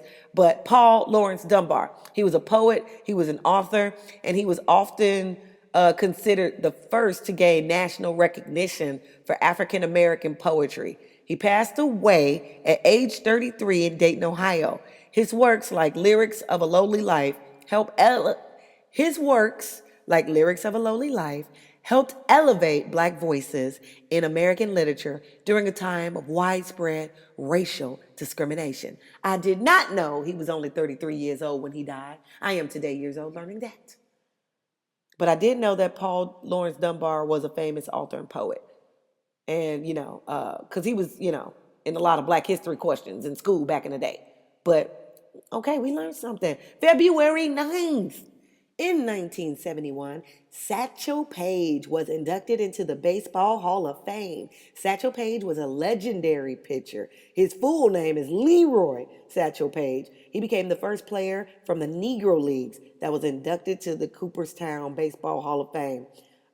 He was on the he was a star across the decades in the Negroes League, and later he was in the MLB, which is the Major Baseball League. Okay, he played for the Cleveland Indians, and he debuted at age 42. What? Oh, Satchel Paige, I didn't know that. I didn't know he was 42 years old, debuting in the Major Baseball Leagues. Wow. Okay, I learned something. He symbolized excellence and perseverance against segregation in sports. You better work it. Satchel Paige, February 9, 1971. That's what happened.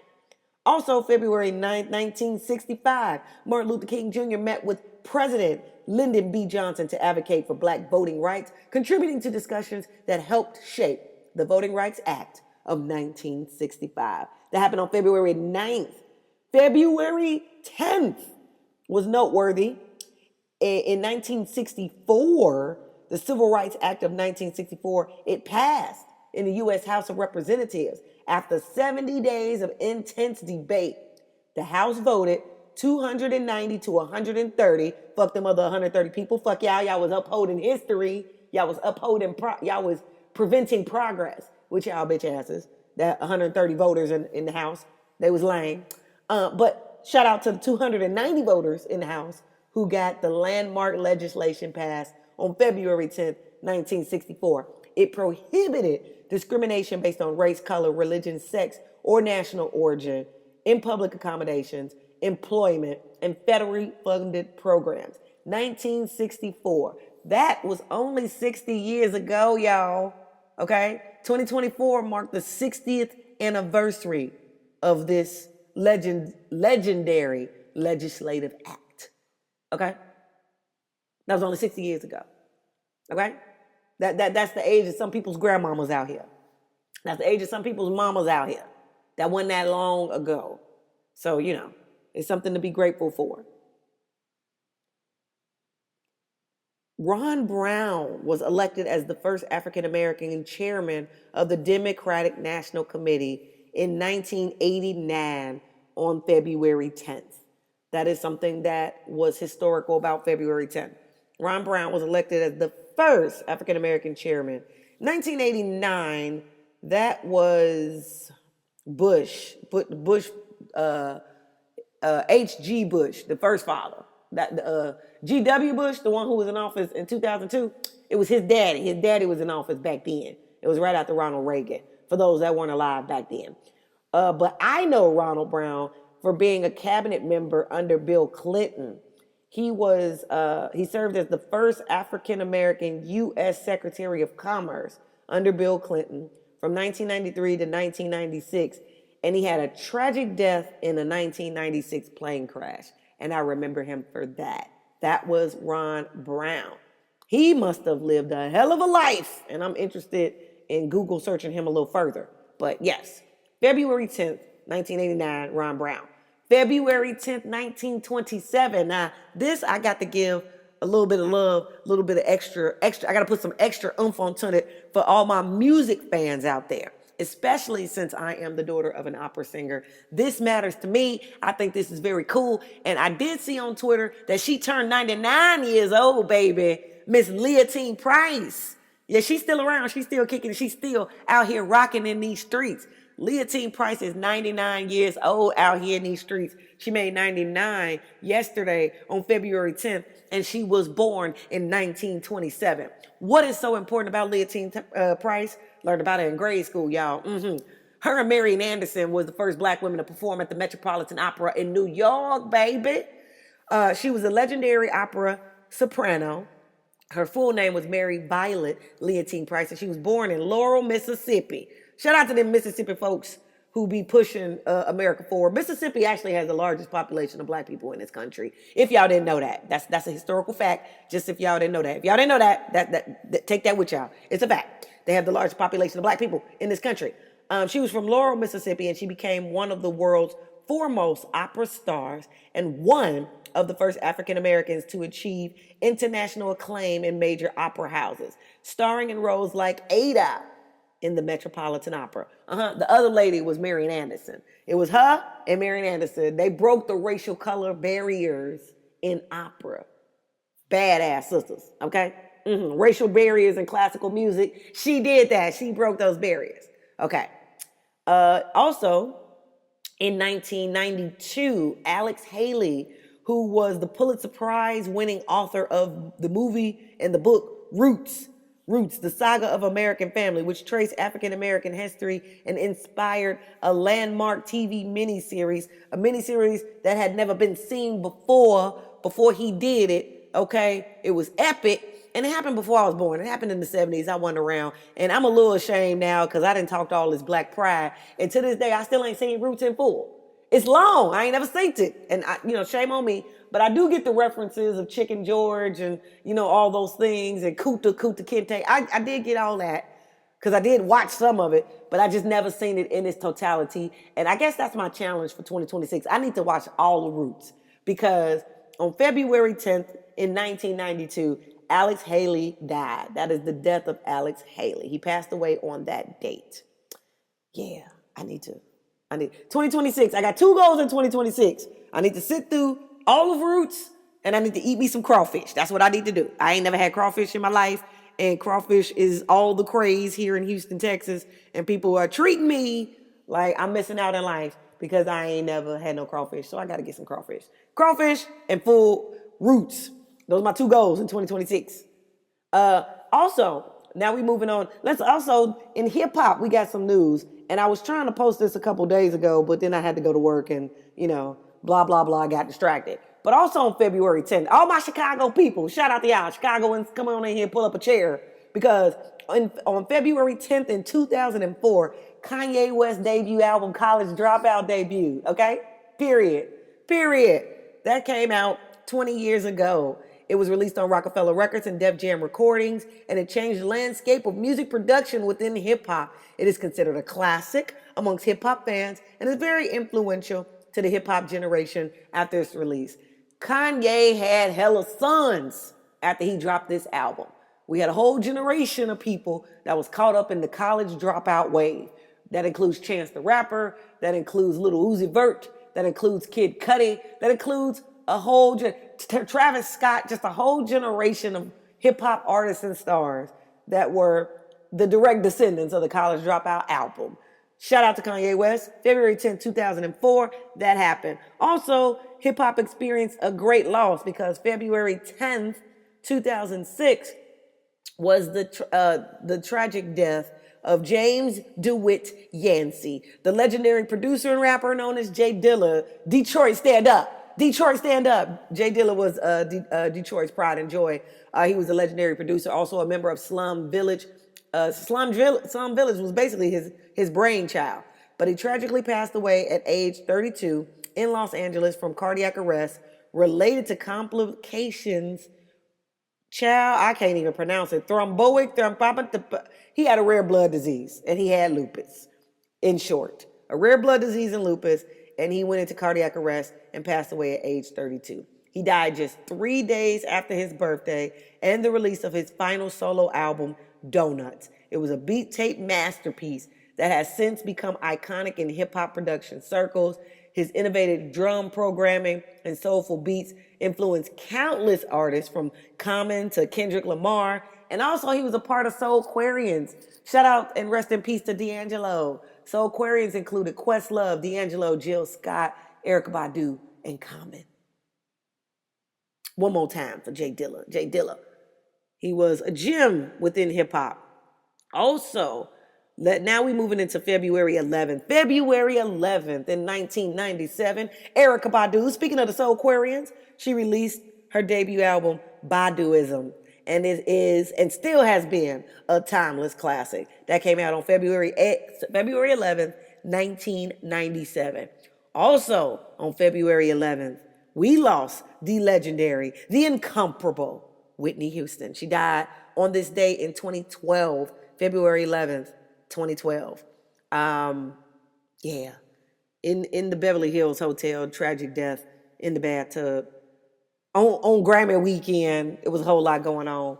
And they threw a party, downstairs while her body was upstairs. It was just a lot of weird stuff going on. And there will never be another Whitney Houston. We lost her. It was tragic. Music ain't been the same since we lost her. Child. I even look at the TV show Being Bobby Brown differently. Because although Whitney and Bobby was high for most of the show, those were loving, tender moments in the Black community. Like, we can look at those previous episodes with such appreciation and love, because Whitney was always real and she was funny. And so, people forget how, funny and infectious she was, on top of having that powerful powerhouse voice. We miss Whitney. And as several people have said on social media, Whitney ain't got no business being gone. But, God had his way, and so we without Whitney. But rest in peace, Whitney Houston. We miss you, Whitney. Nippy, as people who knew her called her. Also, February 11th in 1958. I am today years old learning this. I didn't know this. Ruth Carroll Taylor became the first African-American flight attendant in the U.S. She was hired by Mohawk Airlines. They don't exist no more because they are lousy. And her tenure was short due to I swear I could talk. Her tenure was short due to discriminatory practices and marriage bans at the time. So she got married, they had marriage bans, and the girl lost her job. That's why they lousy, because she lost her job. But they did hire her, so they get some credit for that. But yeah, Ruth Carroll Taylor was the first African-American flight attendant on February 11th, 1958. Can you imagine? That was when they had the first black flight attendant. Black flight attendants so common these days, and they're not all pleasant. Sometimes the rudest bitch on the plane is a black bitch. But we're grateful for them. We're grateful for historic progress. Shout out to all the black flight attendants. Thank y'all for the work that y'all do. Thank y'all for them little cookies that y'all serve, especially on American Airlines, them little cinnamon cookies that y'all got. I can't pronounce it. I can't think of the name right now, but y'all know what I'm talking about. Them shits is good. And y'all always keep it fully stocked. Y'all got plenty of orange juice, plenty of cranberry juice, and ginger ale. And for that, y'all are my favorites. I've been in the friendly skies many, many times over the last 30 years. And I appreciate y'all. Shout out to all the black flight attendants, male and female. Y'all better get the fuck on down. Thank y'all for representing and keeping us safe. And that wraps it for Black History Facts on this episode of Coolin With AaronaTheVirgo. Now let's get into music time travel. In 1971, Satchel Paige was inducted into the Baseball Hall of Fame. Satchel Paige was a legendary pitcher. His full name is Leroy Satchel Paige. He became the first player from the Negro Leagues that was inducted to the Cooperstown Baseball Hall of Fame. He was on the he was a star across the decades in the Negroes League, and later he was in the MLB, which is the Major Baseball League. Okay, he played for the Cleveland Indians, and he debuted at age 42. What? Oh, Satchel Paige, I ain't know that. I ain't know he was 42 years old, debuting in the Major Baseball Leagues. Wow. Okay, I learned something. He symbolized excellence and perseverance against segregation in sports. You better work it. Satchel Paige, February 9, 1971. That's what happened. Also, February 9, 1965, Martin Luther King Jr. met with President Lyndon B. Johnson to advocate for black voting rights, contributing to discussions that helped shape the Voting Rights Act of 1965. That happened on February 9th. February 10th was noteworthy. In 1964, the Civil Rights Act of 1964, it passed in the U.S. House of Representatives. After 70 days of intense debate, the House voted 290 to 130. Fuck them other 130 people. Fuck y'all. Y'all was upholding history. Y'all was y'all was preventing progress with y'all bitch asses. That 130 voters in the House, they was lame. But shout out to the 290 voters in the House who got the landmark legislation passed on February 10th, 1964. It prohibited discrimination based on race, color, religion, sex, or national origin in public accommodations, employment, and federally funded programs. 1964. That was only 60 years ago, y'all. Okay? 2024 marked the 60th anniversary of this legendary legislative act. Okay? That was only 60 years ago. Okay? That's the age of some people's grandmamas out here. That's the age of some people's mamas out here. That wasn't that long ago. So, it's something to be grateful for. Ron Brown was elected as the first African American chairman of the Democratic National Committee in 1989 on February 10th. That is something that was historical about February 10th. Ron Brown was elected as the first African American chairman. 1989, that was Bush, H.G. Bush, the first father. G.W. Bush, the one who was in office in 2002, it was his daddy. His daddy was in office back then. It was right after Ronald Reagan, for those that weren't alive back then. But I know Ronald Brown for being a cabinet member under Bill Clinton. He served as the first African-American U.S. Secretary of Commerce under Bill Clinton from 1993 to 1996. And he had a tragic death in a 1996 plane crash. And I remember him for that. That was Ron Brown. He must have lived a hell of a life. And I'm interested in Google searching him a little further. But yes, February 10th, 1989, Ron Brown. February 10th, 1927. Now, this I got to give a little bit of love, a little bit of extra. I got to put some extra oomph onto it for all my music fans out there, especially since I am the daughter of an opera singer. This matters to me. I think this is very cool. And I did see on Twitter that she turned 99 years old, baby. Miss Leontine Price. Yeah, she's still around. She's still kicking. She's still out here rocking in these streets. Leontine Price is 99 years old out here in these streets. She made 99 yesterday on February 10th, and she was born in 1927. What is so important about Leontine Price? Learned about it in grade school, y'all. Her and Marian Anderson was the first black women to perform at the Metropolitan Opera in New York, baby. She was a legendary opera soprano. Her full name was Mary Violet Leontine Price, and she was born in Laurel, Mississippi. Shout out to them Mississippi folks who be pushing America forward. Mississippi actually has the largest population of black people in this country. If y'all didn't know that, that's a historical fact. Just if y'all didn't know that, if y'all didn't know that take that with y'all. It's a fact. They have the largest population of black people in this country. She was from Laurel, Mississippi, and she became one of the world's foremost opera stars and one of the first African Americans to achieve international acclaim in major opera houses, starring in roles like Ada in the Metropolitan Opera. The other lady was Marian Anderson. It was her and Marian Anderson. They broke the racial color barriers in opera. Badass sisters, okay? Racial barriers in classical music. She did that. She broke those barriers. Okay. Also, in 1992, Alex Haley, who was the Pulitzer Prize winning author of the movie and the book Roots, the Saga of American Family, which traced African American history and inspired a landmark TV miniseries, a miniseries that had never been seen before he did it, okay? It was epic, and it happened before I was born. It happened in the 70s. I wasn't around, and I'm a little ashamed now because I didn't talk to all this black pride, and to this day, I still ain't seen Roots in full.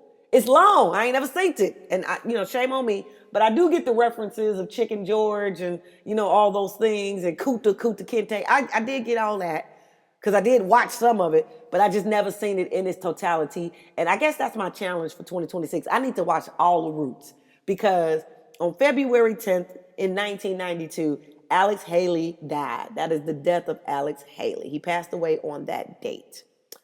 Yeah, I need 2026. I got 2 goals in 2026. I need to sit through all of Roots, and I need to eat me some crawfish. That's what I need to do. I ain't never had crawfish in my life, and crawfish is all the craze here in Houston, Texas, and people are treating me like I'm missing out in life because I ain't never had no crawfish. So I got to get some crawfish. Crawfish and full Roots. Those are my 2 goals in 2026. Also, now we moving on. Let's also, in hip hop, we got some news. And I was trying to post this a couple days ago, but then I had to go to work and, blah, blah, blah, got distracted. But also on February 10th, all my Chicago people, shout out to y'all, Chicagoans, come on in here, pull up a chair. Because on February 10th in 2004, Kanye West's debut album, College Dropout, debuted, okay? Period. That came out 20 years ago. It was released on Rockefeller Records and Def Jam Recordings, and it changed the landscape of music production within hip-hop. It is considered a classic amongst hip-hop fans and is very influential to the hip-hop generation after its release. Kanye had hella sons after he dropped this album. We had a whole generation of people that was caught up in the college dropout wave. That includes Chance the Rapper, that includes Lil Uzi Vert, that includes Kid Cudi, that includes a whole Travis Scott, just a whole generation of hip-hop artists and stars that were the direct descendants of the College Dropout album. Shout out to Kanye West. February 10, 2004, that happened. Also, hip-hop experienced a great loss because February 10th, 2006 was the tragic death of James DeWitt Yancey, the legendary producer and rapper known as Jay Dilla. Detroit, stand up. Detroit, stand up. Jay Dilla was Detroit's pride and joy. He was a legendary producer, also a member of Slum Village. Slum Village was basically his brainchild. But he tragically passed away at age 32 in Los Angeles from cardiac arrest related to complications. Child, I can't even pronounce it. He had a rare blood disease, and he had lupus. In short, a rare blood disease and lupus, and he went into cardiac arrest and passed away at age 32. He died just 3 days after his birthday and the release of his final solo album, Donuts. It was a beat tape masterpiece that has since become iconic in hip-hop production circles.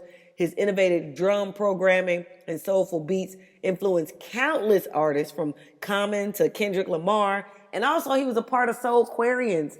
Shout out and rest in peace to D'Angelo. Soulquarians included Questlove, D'Angelo, Jill Scott, Erykah Badu, and Common.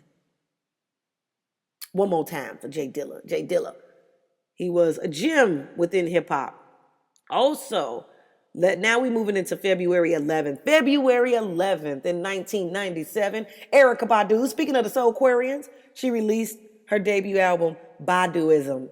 And it is, and still has been, a timeless classic. That came out on February 11th, 1997. Also, on February 11th, we lost the legendary, the incomparable Whitney Houston. She died on this day in 2012, February 11th, 2012. In the Beverly Hills Hotel, tragic death in the bathtub. On Grammy weekend, it was a whole lot going on. And they threw a party, downstairs while her body was upstairs. It was just a lot of weird stuff going on. And there will never be another Whitney Houston. We lost her. It was tragic. Music ain't been the same since we lost her. Child. I even look at the TV show Being Bobby Brown differently. Because although Whitney and Bobby was high for most of the show, those were loving, tender moments in the Black community. Like, we can look at those previous episodes with such appreciation and love because Whitney was always real and she was funny. And so, people forget how, funny and infectious she was on top of having that powerful powerhouse voice. We miss Whitney. And as several people have said on social media, Whitney ain't got no business being gone. But, God had his way, and so we without Whitney. But rest in peace, Whitney Houston. We miss you, Whitney. Nippy, as people who knew her called her. Also, February 11th in 1958. I am today years old learning this. I didn't know this. Ruth Carroll Taylor became the first African-American flight attendant in the U.S. She was hired by Mohawk Airlines. They don't exist no more because they are lousy. And her tenure was short due to I swear I could talk. Her tenure was short due to discriminatory practices and marriage bans at the time. So she got married, they had marriage bans, and the girl lost her job. That's why they lousy, because she lost her job. But they did hire her, so they get some credit for that. But yeah, Ruth Carroll Taylor was the first African American flight attendant on February 11th, 1958. Can you imagine?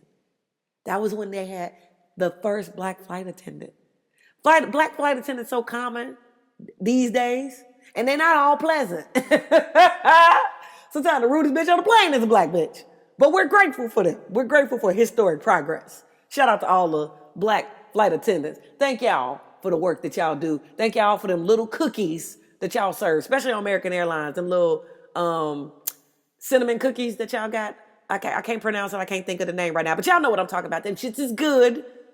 And y'all always keep it fully stocked. Y'all got plenty of orange juice, plenty of cranberry juice, and ginger ale. And for that, y'all are my favorites. I've been in the friendly skies many, many times over the last 30 years. And I appreciate y'all. Shout out to all the black flight attendants, male and female. Y'all better get the fuck on down. Thank y'all for representing and keeping us safe. And that wraps it for Black History Facts on this episode of Coolin With AaronaTheVirgo. Now let's get into music time travel.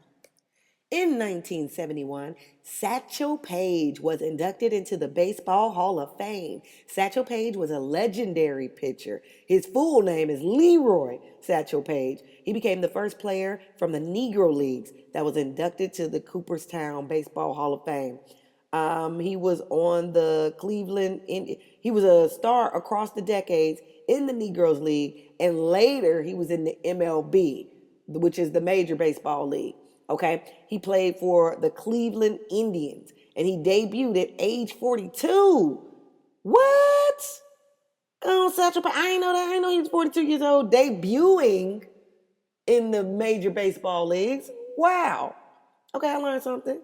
He symbolized excellence and perseverance against segregation in sports. You better work it. Satchel Paige, February 9, 1971. That's what happened. Also, February 9, 1965, Martin Luther King Jr. met with President Lyndon B. Johnson to advocate for black voting rights, contributing to discussions that helped shape the Voting Rights Act of 1965. That happened on February 9th. February 10th was noteworthy.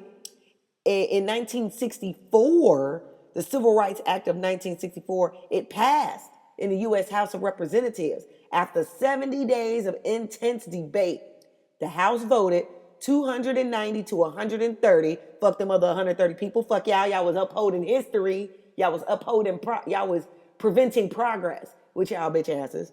That 130 voters in the House, they was lame.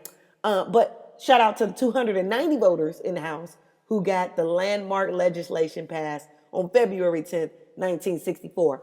It prohibited discrimination based on race, color, religion, sex, or national origin in public accommodations, employment, and federally funded programs. 1964. That was only 60 years ago, y'all. Okay? 2024 marked the 60th anniversary of this legendary legislative act. Okay? That was only 60 years ago. Okay? That's the age of some people's grandmamas out here. That's the age of some people's mamas out here. That wasn't that long ago. So, it's something to be grateful for. Ron Brown was elected as the first African American chairman of the Democratic National Committee in 1989 on February 10th. That is something that was historical about February 10th. Ron Brown was elected as the first African American chairman. 1989, that was Bush, H.G. Bush, the first father. G.W. Bush, the one who was in office in 2002, it was his daddy. His daddy was in office back then. It was right after Ronald Reagan, for those that weren't alive back then. But I know Ronald Brown for being a cabinet member under Bill Clinton. He served as the first African-American U.S. Secretary of Commerce under Bill Clinton from 1993 to 1996. And he had a tragic death in a 1996 plane crash. And I remember him for that. That was Ron Brown. He must have lived a hell of a life. And I'm interested in Google searching him a little further. But yes, February 10th, 1989, Ron Brown. February 10th, 1927. Now, this I got to give a little bit of love, a little bit of extra. I got to put some extra oomph onto it for all my music fans out there, especially since I am the daughter of an opera singer. This matters to me. I think this is very cool. And I did see on Twitter that she turned 99 years old, baby. Miss Leontine Price. Yeah, she's still around. She's still kicking. She's still out here rocking in these streets. Leontine Price is 99 years old out here in these streets. She made 99 yesterday on February 10th, and she was born in 1927. What is so important about Leontine Price? Learned about it in grade school, y'all. Her and Marian Anderson was the first black women to perform at the Metropolitan Opera in New York, baby. She was a legendary opera soprano. Her full name was Mary Violet Leontine Price, and she was born in Laurel, Mississippi. Shout out to them Mississippi folks who be pushing America forward. Mississippi actually has the largest population of black people in this country. If y'all didn't know that, that's a historical fact. Just if y'all didn't know that, if y'all didn't know that, take that with y'all. It's a fact. They have the largest population of black people in this country. She was from Laurel, Mississippi, and she became one of the world's foremost opera stars and one of the first African Americans to achieve international acclaim in major opera houses, starring in roles like Ada in the Metropolitan Opera. The other lady was Marian Anderson. It was her and Marian Anderson. They broke the racial color barriers in opera. Badass sisters, okay? Racial barriers in classical music. She did that. She broke those barriers. Okay. Also, in 1992, Alex Haley, who was the Pulitzer Prize winning author of the movie and the book Roots, the Saga of American Family, which traced African American history and inspired a landmark TV miniseries, a miniseries that had never been seen before he did it, okay? It was epic, and it happened before I was born. It happened in the 70s. I wasn't around, and I'm a little ashamed now because I didn't talk to all this black pride, and to this day, I still ain't seen Roots in full. It's long. I ain't never seen it, and shame on me. But I do get the references of Chicken George and, all those things and Kuta Kinte. I did get all that because I did watch some of it, but I just never seen it in its totality. And I guess that's my challenge for 2026. I need to watch all the Roots because on February 10th in 1992, Alex Haley died. That is the death of Alex Haley. He passed away on that date. Yeah, I need 2026. I got 2 goals in 2026. I need to sit through all of Roots, and I need to eat me some crawfish. That's what I need to do. I ain't never had crawfish in my life, and crawfish is all the craze here in Houston, Texas, and people are treating me like I'm missing out in life because I ain't never had no crawfish, so I got to get some crawfish. Crawfish and full Roots. Those are my 2 goals in 2026. Also, now we moving on. Let's also, in hip-hop, we got some news, and I was trying to post this a couple days ago, but then I had to go to work and, blah, blah, blah, got distracted. But also on February 10th, all my Chicago people, shout out to y'all, Chicagoans, come on in here, pull up a chair, because on February 10th in 2004, Kanye West's debut album, College Dropout, debuted, okay? Period. That came out 20 years ago. It was released on Rockefeller Records and Def Jam Recordings, and it changed the landscape of music production within hip-hop. It is considered a classic amongst hip-hop fans and is very influential to the hip-hop generation after its release. Kanye had hella sons after he dropped this album. We had a whole generation of people that was caught up in the college dropout wave. That includes Chance the Rapper, that includes Lil Uzi Vert, that includes Kid Cudi, that includes a whole Travis Scott, just a whole generation of hip-hop artists and stars that were the direct descendants of the College Dropout album.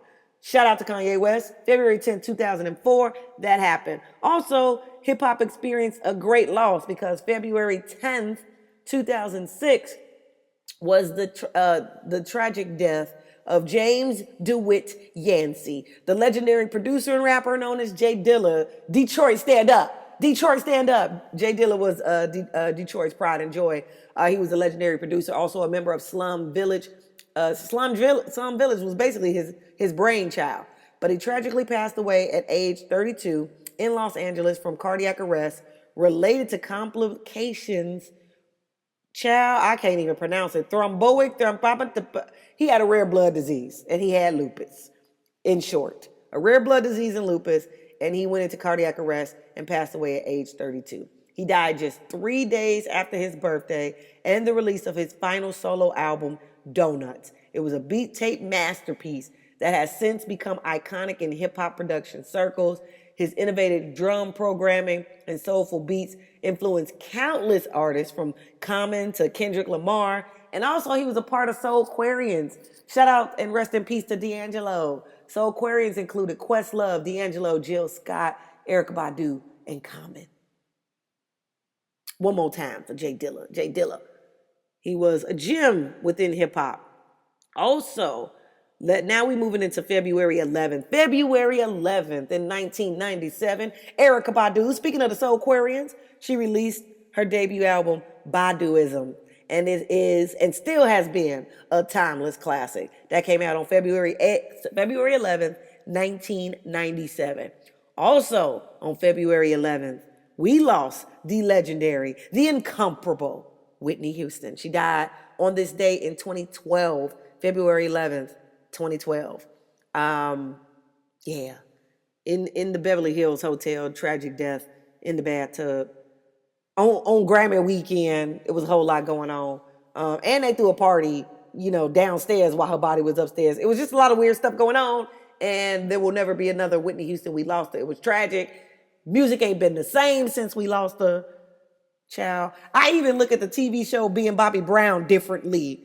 Because although Whitney and Bobby was high for most of the show, those were loving, tender moments in the Black community. Like, we can look at those previous episodes with such appreciation and love, because Whitney was always real and she was funny.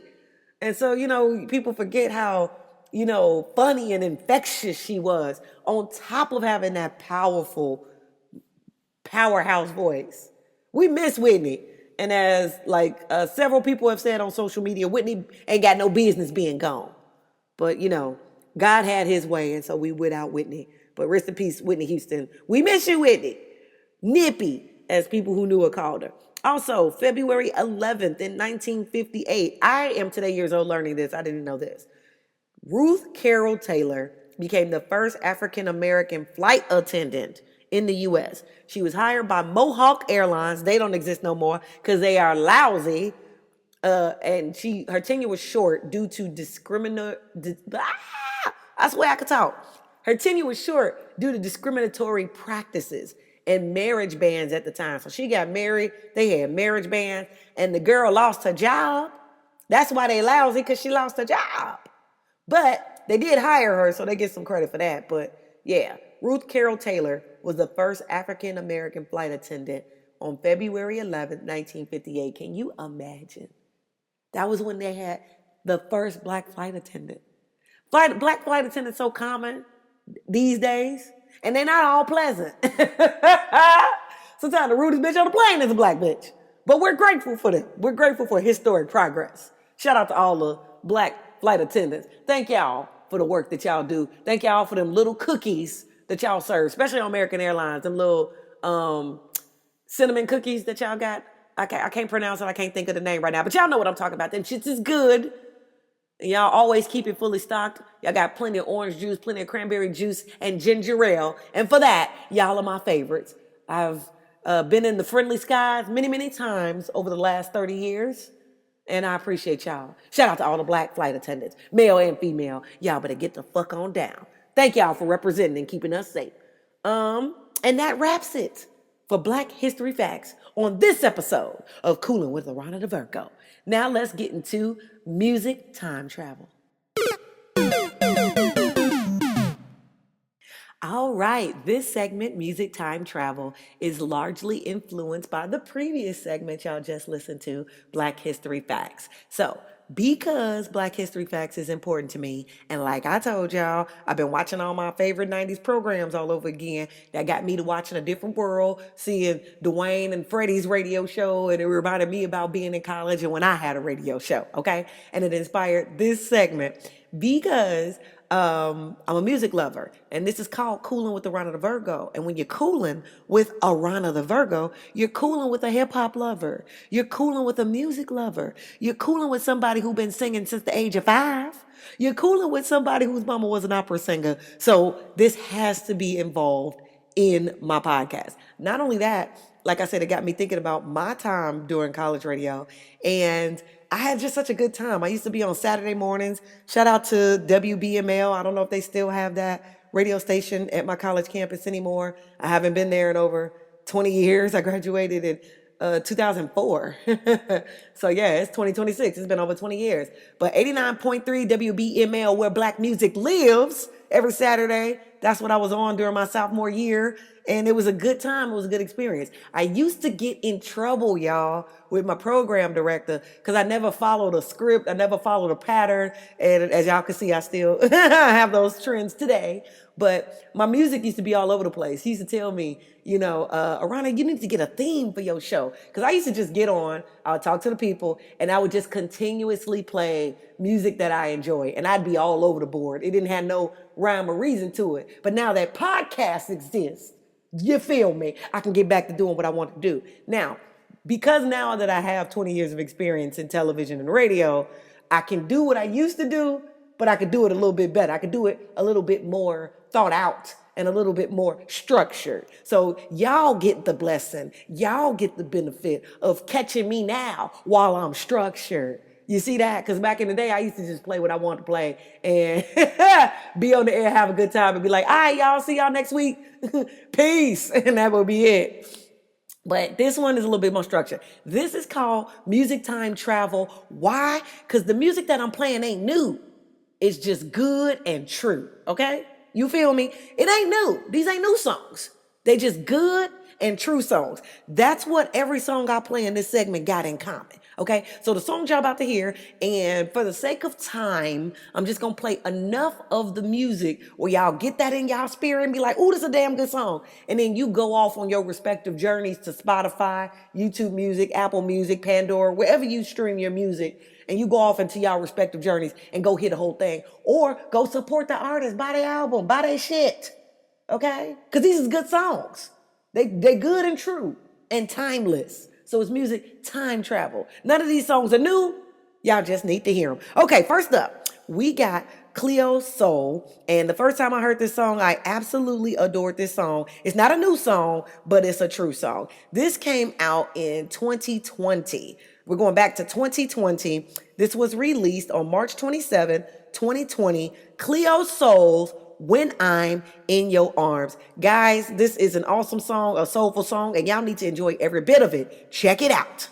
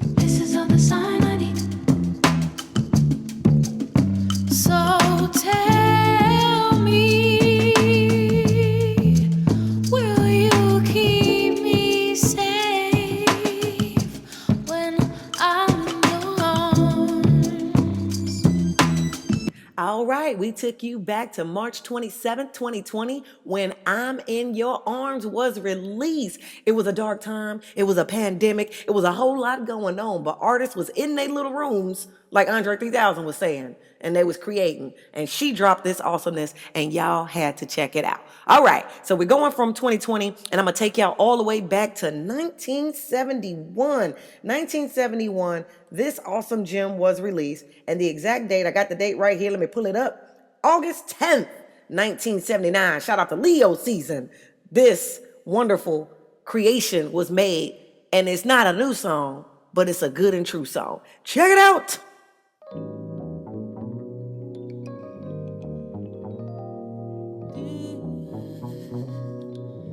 Yeah, I ain't want to ruin the surprise. I ain't want to let y'all know it was Mike. I didn't want to ruin it. Mike been making hits on top of hits. Let me shut up. Looking in my mirror, took me by surprise. I can't help but see you running often through my mind. It's so melodic. Let's sing, Michael. Like a baby, since your disguise, I can't help but love you. It's getting better all the time. I can't help it if I wanted to. I wouldn't help it even if I could. I can't help it if I wanted to. I wouldn't help it, no. I can't help it if I wanted to. I wouldn't help it even if I could. I can't help it if I wanted to. I wouldn't help it, no. No, no, no. Shout out to Michael Jackson. August 10th, 1979. He dropped that wonderful gem, I Can't Help It. It is the gift that keeps on giving, because in August 31st, 1993, this next gem I'm about to play for y'all was created, and it is a direct sample of this wonderful hit y'all just heard, I Can't Help It. This song that I'm about to play for y'all is called Break of Dawn by the one and only De La Soul, created August 31st, 1993. Oh, 1, 2, oh, 1, 2. Oh, 1, 2, oh, 1, 2. Break of dawn, break of dawn, 1, 2, oh, 1, 2. break of dawn, break of dawn, 1, 2, oh, 1, 2. break of dawn, break of dawn, 1, 2, oh, 1, 2.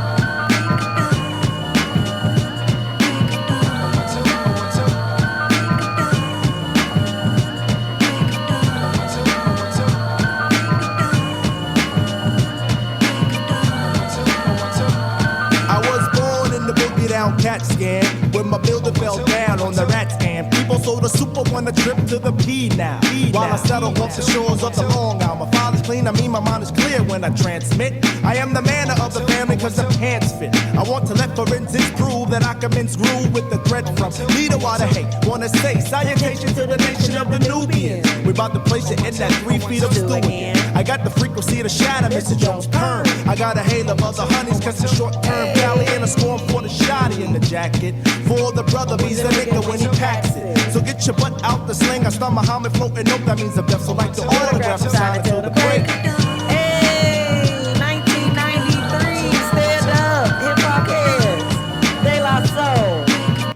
Yes, yes, that is a timeless banger for all my hip hop heads out there. August 31st, 1993. Well, guys, I'm going to take y'all back. This is the last song of this segment. After this segment, this podcast is going to be over. After this song, this segment is over. And after this segment is over, the podcast will end. And I'm going to say goodbye to y'all. But before I do that, I'm going to take y'all back to 1975 for this next timeless classic. These ain't new songs. These just good and true songs. The music, time travel.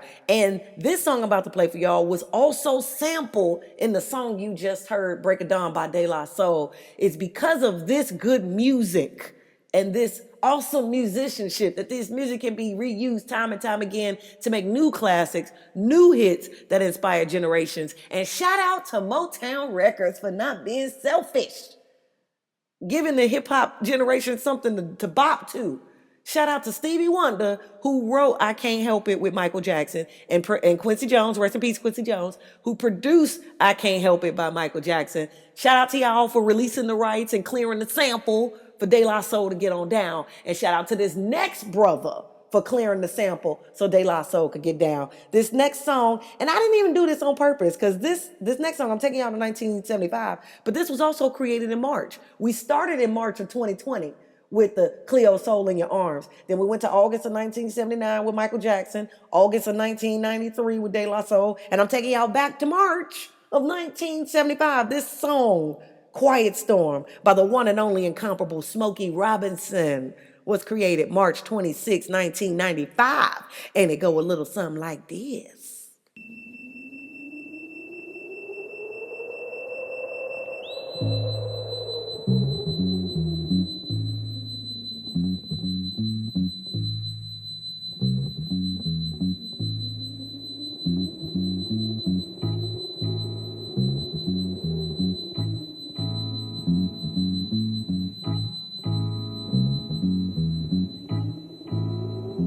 Soft and warm, a quiet storm, quiet as when flowers talk at break of dawn, break of dawn.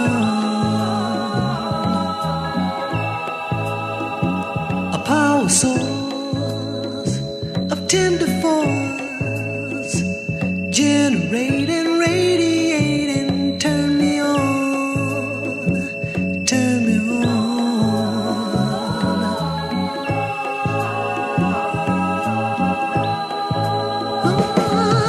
You short circuit all my nerves, promising electric things. You touch me and suddenly there's rainbow rings. Quiet storm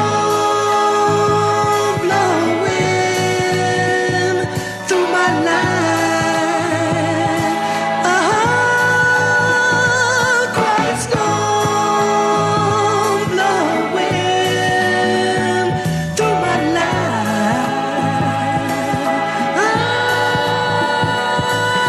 Blow, baby. Yes, yes, Quiet Storm. You better go ahead, Smokey Robinson. Give it up for Smokey Robinson. 1975, March 1975. Listen, these ain't new songs, but they true songs. And if this is your first time hearing these songs, I'm glad y'all checked it out. Make sure y'all go to Spotify, YouTube Music, Pandora Music, wherever y'all consume y'all music, Apple Music. Make sure y'all buy this music. Support these artists. As timeless as Michael Jackson is, we in 2026, and his music still giving. Smokey Robinson, this came out in 1975, and his music is still giving. Shout out to this. Shout out to all these artists. Guys, I had fun today. And the reason why I had to pull back on making these episodes, because it takes me about 3 days to make an episode with my work schedule and everything I got going on. But for the people who keep checking for these episodes, keep supporting these episodes, I appreciate you more than words. But if you stayed here all the way to the end, I appreciate you. Thank you so much. Make sure you check out my website, www.AaronaTheVirgo.com. That's AaronaTheVirgo.com.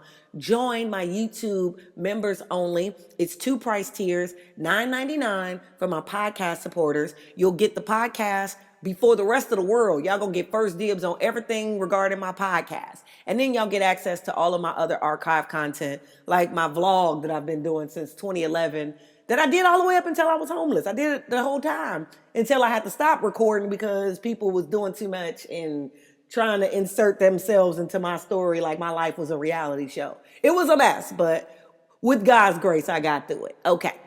Anyway, all of that is in the archive content on my YouTube members only. Also, there's the $34.99 tier, which is the second tier of the music, the Aarona Music Fans tier. For people who enjoy my Jokes and Jams podcast, want me to make more episodes, and look forward to the creation of more music from me, and even live performances. Like, I want to be able to this is for me to afford studio space and, start putting things together where I can start touring these songs. Because, baby, these songs got to be heard, baby.